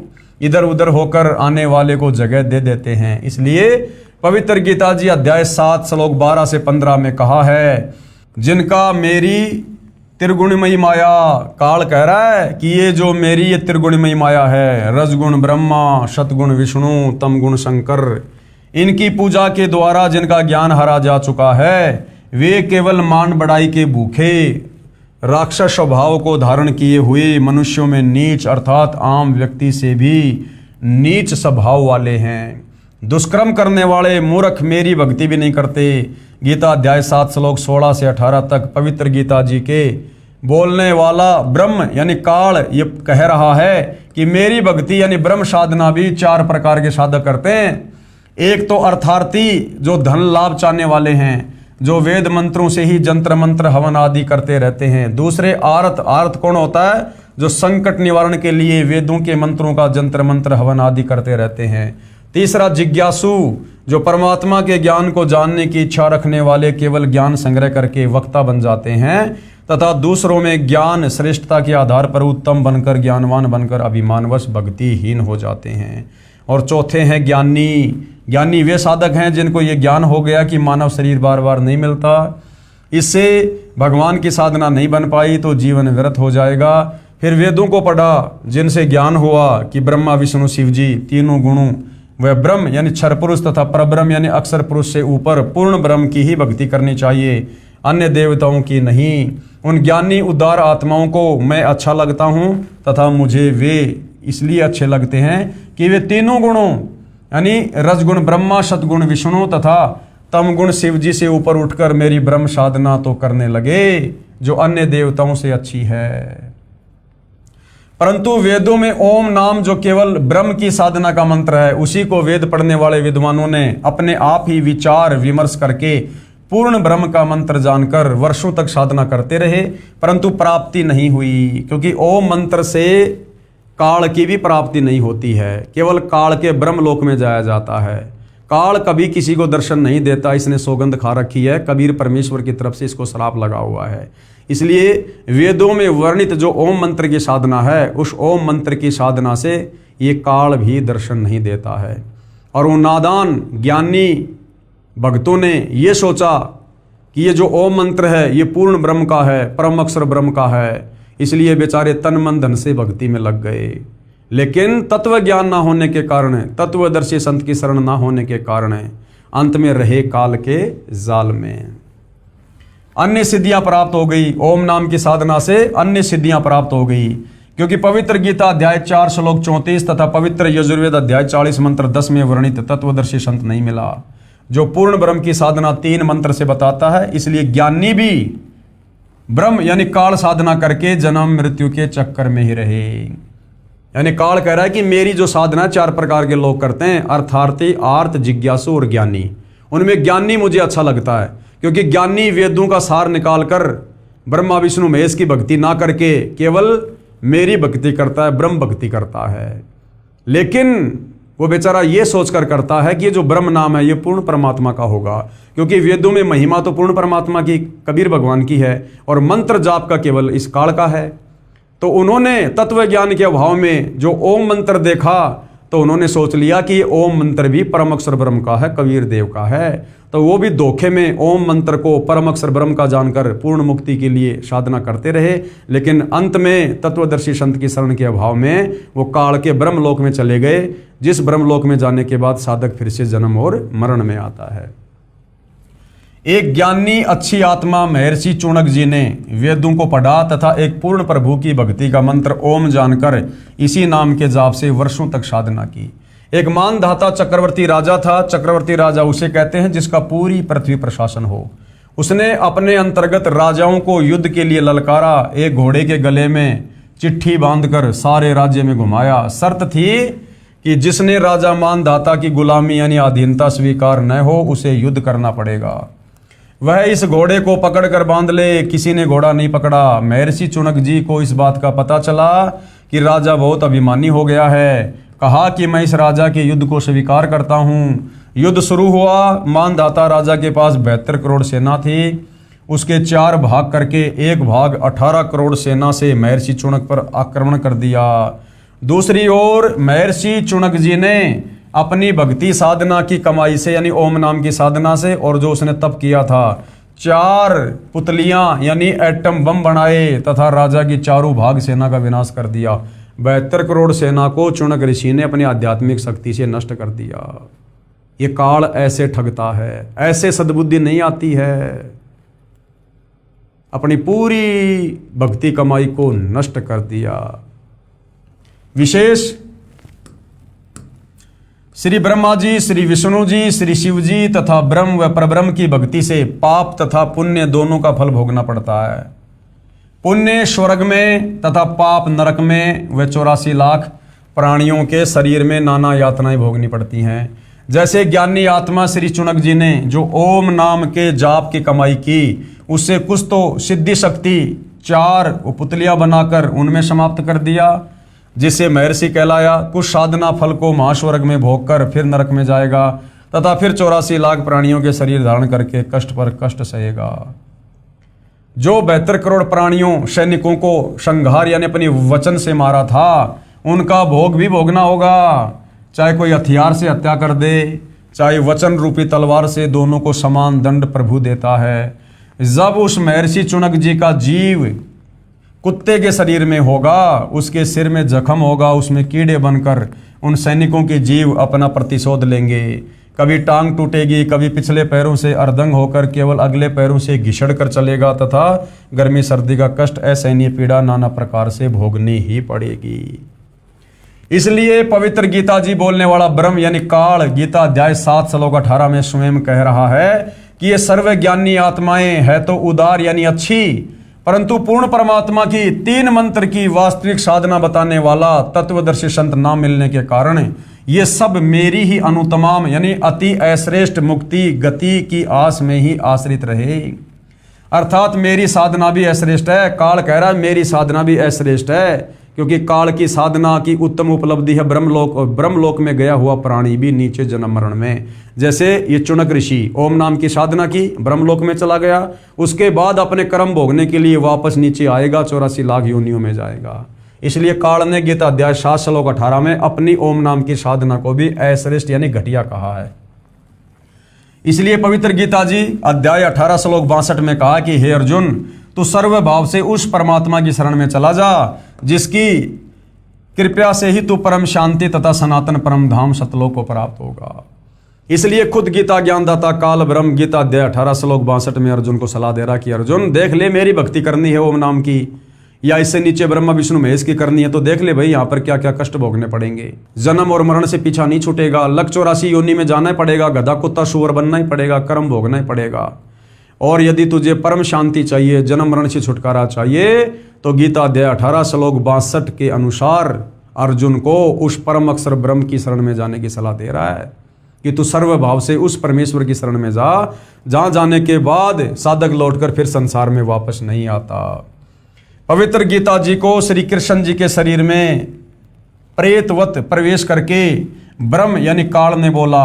फिर कई वर्षों उपरांत पवित्र गीता जी तथा पवित्र चारों वेदों को महर्षि व्यास जी के शरीर में प्रेतवत प्रवेश करके स्वयं ब्रह्म यानी क्षर पुरुष द्वारा लिपिबद्ध भी स्वयं ही किया गया। इसमें परमात्मा कैसा है, कैसी उसकी भक्ति करनी है तथा क्या उपलब्धि होगी। ज्ञान तो पूर्ण है, परंतु पूजा की विधि केवल ब्रह्म यानी क्षर पुरुष अर्थात ज्योति निरंजन काल तक की है। चारों वेदों का सार ही पवित्र गीता जी है, यानी जो ज्ञान भक्ति और भगवान को लेकर चारों वेदों में है वो संक्षेप में शॉर्ट में गीता जी में है। तो चारों वेद कहो चाहे गीता जी कहो, इनमें ज्ञान तो पूर्ण ब्रह्म परमेश्वर का है, परंतु भक्ति का जो मंत्र है वो केवल काल तक का है, ब्रह्म तक का है। जिस कारण से तत्वदर्शी संत के अभाव में हर एक भगत आत्मा जी जान लगाकर भी काल की ब्रह्म की साधना करके और इसकी घटिया अनुत्तम गति का शिकार होती आई है। यानी उन्होंने सोचा कि ये वही महिमा तो पूर्ण परमात्मा की लिखी है, परम शांति प्राप्त होगी, परम गति प्राप्त होगी, वहाँ जाने के बाद साधक फिर लौटकर संसार में नहीं आएगा। फिर इन्होंने देखा कि उसका मंत्र क्या है। अब मंत्र भैया वो परम शांति वाला है नहीं, वो तो संकेतों में है, सीधा सीधा इस काल का मंत्र है ओम। तो उन अच्छी आत्माओं ने उस ओम मंत्र को ही कबीर भगवान का मंत्र जानकर पूर्ण मुक्ति के लिए जाप करना शुरू कर दिया। और अंत में क्या हुआ, धोखा हो गया, क्योंकि काल धोखा देता है। अंत में वो ब्रह्मलोक में चले गए बेचारे ओम नाम की साधना के चलते, और ब्रह्मलोक में जाने के बाद अपना वो पुण्य भोग कर ओम नाम की कमाई खर्च करके फिर वापस जन्म मरण में नरक में लग 84 में। तो कहने का मतलब भाई और बहनों, आज आप और हमें मौका मिला है इस ब्रह्म साधना के साथ साथ गीता अध्याय 17 श्लोक 23 में जो ओम तत्सत है, पूर्ण ब्रह्म परमेश्वर कबीर जी की साधना का मंत्र, वो हमें जगत गुरु तत्वदर्शी सतगुरु रामपाल जी जो कि तत्वदर्शी संत हैं, इन्होंने हमें दे दिया है। दे दिया मतलब जो भक्ति पर लगे हैं उनको प्राप्त हो जाएगा, और जिनको प्राप्त हो गया वो अपनी भक्ति कर रहे हैं। और अगर उनकी मर्यादाओं में रहकर आजीवन भक्ति की गई तो केवल उन्हीं आत्माओं का गीता अध्याय 18 श्लोक 62 के अनुसार जो है पूर्ण मोक्ष होगा, उन्हीं की पूर्ण मुक्ति होगी कि तू सर्वभाव से उस परमेश्वर की शरण में चला जा, जहाँ जाने के बाद यानी शतलोक जाने के बाद साधक यानी भगत फिर लौटकर संसार में यानी काल के 21 ब्रह्मांड में वापस जन्म मरण में नहीं आता। पूर्ण ब्रह्म की भक्ति के लिए पवित्र गीता अध्याय 4 श्लोक 34 में पवित्र गीता बोलने वाला ब्रह्म स्वयं कह रहा है कि पूर्ण परमात्मा की भक्ति व प्राप्ति के लिए किसी तत्वदर्शी संत को ढूंढ ले, फिर जैसे वह विधि बताए वैसे कर। पवित्र गीता जी को बोलने वाला प्रभु कह रहा है कि पूर्ण परमात्मा का पूर्ण ज्ञान व भक्ति विधि मैं नहीं जानता, ये काल भी नहीं जानता। अपनी साधना के बारे में गीता अध्याय 8 के श्लोक 13 में कहा है कि मेरी भक्ति का तो केवल एक ओम अक्षर है, जिसका उच्चारण करके अंतिम श्वास तजन देहम तक जाप करने से मेरी वाली परम गति को प्राप्त होगा, यानी ब्रह्म लोक जाएगा।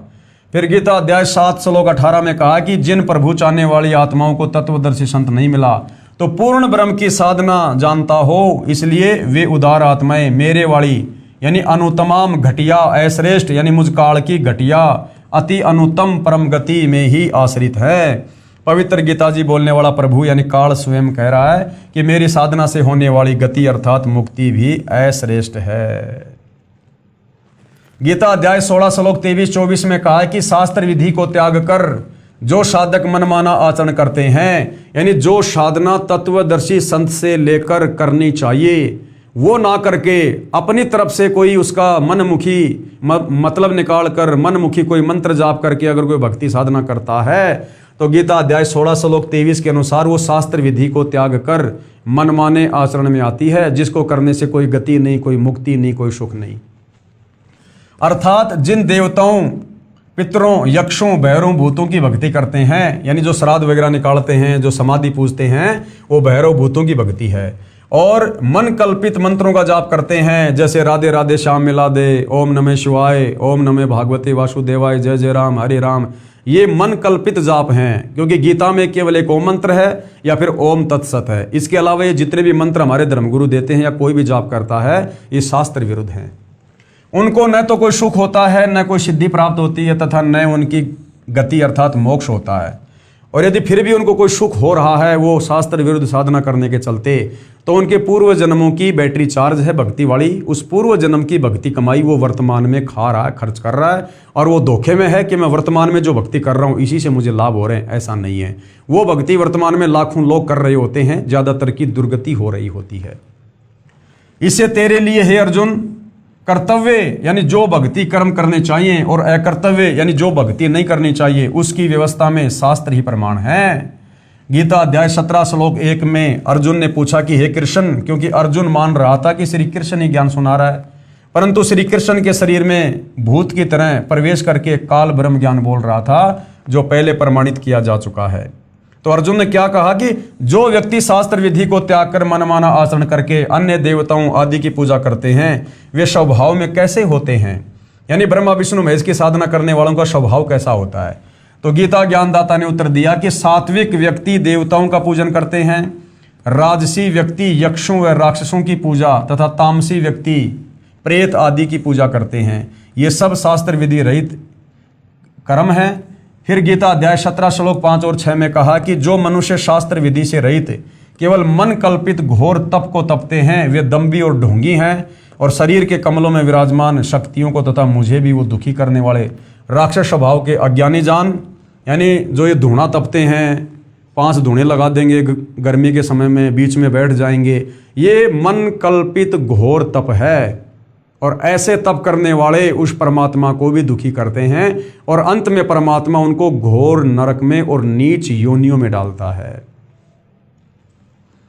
सूक्ष्म वेद में भी परमेश्वर जी ने कहा है, कबीर माई मसाणी सेड शीतला भैरव भूत हनुमंत, और भाई परमात्मा उनसे दूर है जो इनको पूजनते। राम भजे सो राम मिले और देव भजे सो देव, भूत भजे सो भूत भवे, सुनो सकल सुर भेव। स्पष्ट हुआ कि श्री ब्रह्मा जी रजगुण, श्री विष्णु जी सतगुण तथा श्री शिव जी तमगुण की पूजा भक्ति नहीं करनी चाहिए तथा इनके साथ साथ भूतों पितरों की पूजा, श्राद्ध कर्म, 13वीं पिंडदान क्रिया, ये सब ये प्रेत पूजा होती है। भैरव तथा हनुमान जी की पूजा भी नहीं करनी चाहिए। अरे हनुमान जी तो बेचारा खुद भगत था, त्रेता युग में श्री रामचंद्र जी की भक्ति करता था और हम नादान तत्व ज्ञान के अभाव में उस भगत को ही भगवान मानकर पूजने लग गए, तो हमसे बड़ा मूर्ख कौन होगा। तो भाइयों और बहनों, ये पवित्र पुस्तक कबीर बड़ा या कृष्ण, यदि आपने धैर्य पूर्वक रुचि लेकर निष्पक्ष भाव से इसको पूरा पढ़ लिया या इसके ऊपर जो वीडियो बन रहे हैं आपने सारे वीडियो देख लिए, तो निश्चित ही भक्ति और भगवान को लेकर, शास्त्रों की यथार्थ स्थिति को लेकर आप किसी भी प्रकार के भ्रम में नहीं रहेंगे। तो जनता की अदालत में जो मामला चल रहा है वो परमात्मा को लेकर है कि कबीर बड़ा या कृष्ण। श्री कृष्ण जी की तरफ से उनके वकील साहिबान सर्व हिंदू धर्मगुरु हैं और कबीर जी की तरफ से उनके वकील साहिबान स्वयं कबीर जी यानी सतगुरु रामपाल जी हैं। सामने जनता अदालत में बैठी है और जज खुद जनता ही है, जो शिक्षित होने के कारण वर्तमान में खुद निर्णय कर लेगी कि वास्तव में हमारे धर्मशास्त्रों में भक्ति और भगवान के विषय में क्या लिखा हुआ है और हमारे नादान धर्मगुरु हमें इन शास्त्रों के विरुद्ध क्या साधना करवा रहे हैं। तो जनता धीरे धीरे अध्यात्म में रुचि ले रही है। रुचि लेना स्वाभाविक है क्योंकि ज्ञान ही ऐसा है। आज से पहले यह ज्ञान हमें किसी ने दिया ही नहीं, जिस कारण से भक्ति करते करते हमें कोई लाभ हुआ नहीं और हमारी रुचि धीरे धीरे भक्ति और भगवान में डाउन होती चली गई। अब फिर से कबीर परमेश्वर सतगुरु रामपाल जी ने आकर हमारी रुचि को धीरे धीरे ऊपर की ओर बढ़ाना शुरू किया है और अब रुचि हमारी ऊपर की ओर बढ़ रही है, यानी हम भक्ति साधना को लेकर धीरे धीरे हम जानने के लिए उत्सुक हैं। और जब हमें ये पूर्ण ज्ञान हो जाएगा उसके बाद हम जगत गुरु तत्वदर्शी सतगुरु रामपाल जी से नाम उपदेश लेकर भक्ति शुरू करेंगे। उसके बाद देखना भाइयों और बहनों, जो लाभ इन्हीं ब्रह्मा विष्णु महेश की साधना करते करते हमें सदियों से प्राप्त नहीं हुए, वही लाभ चंद दिनों में तत्वदर्शी सतगुरु रामपाल जी की साधना से हमें होने लगेंगे और हमारा मन, हमारी रुचि भक्ति में आगे बढ़ेगी।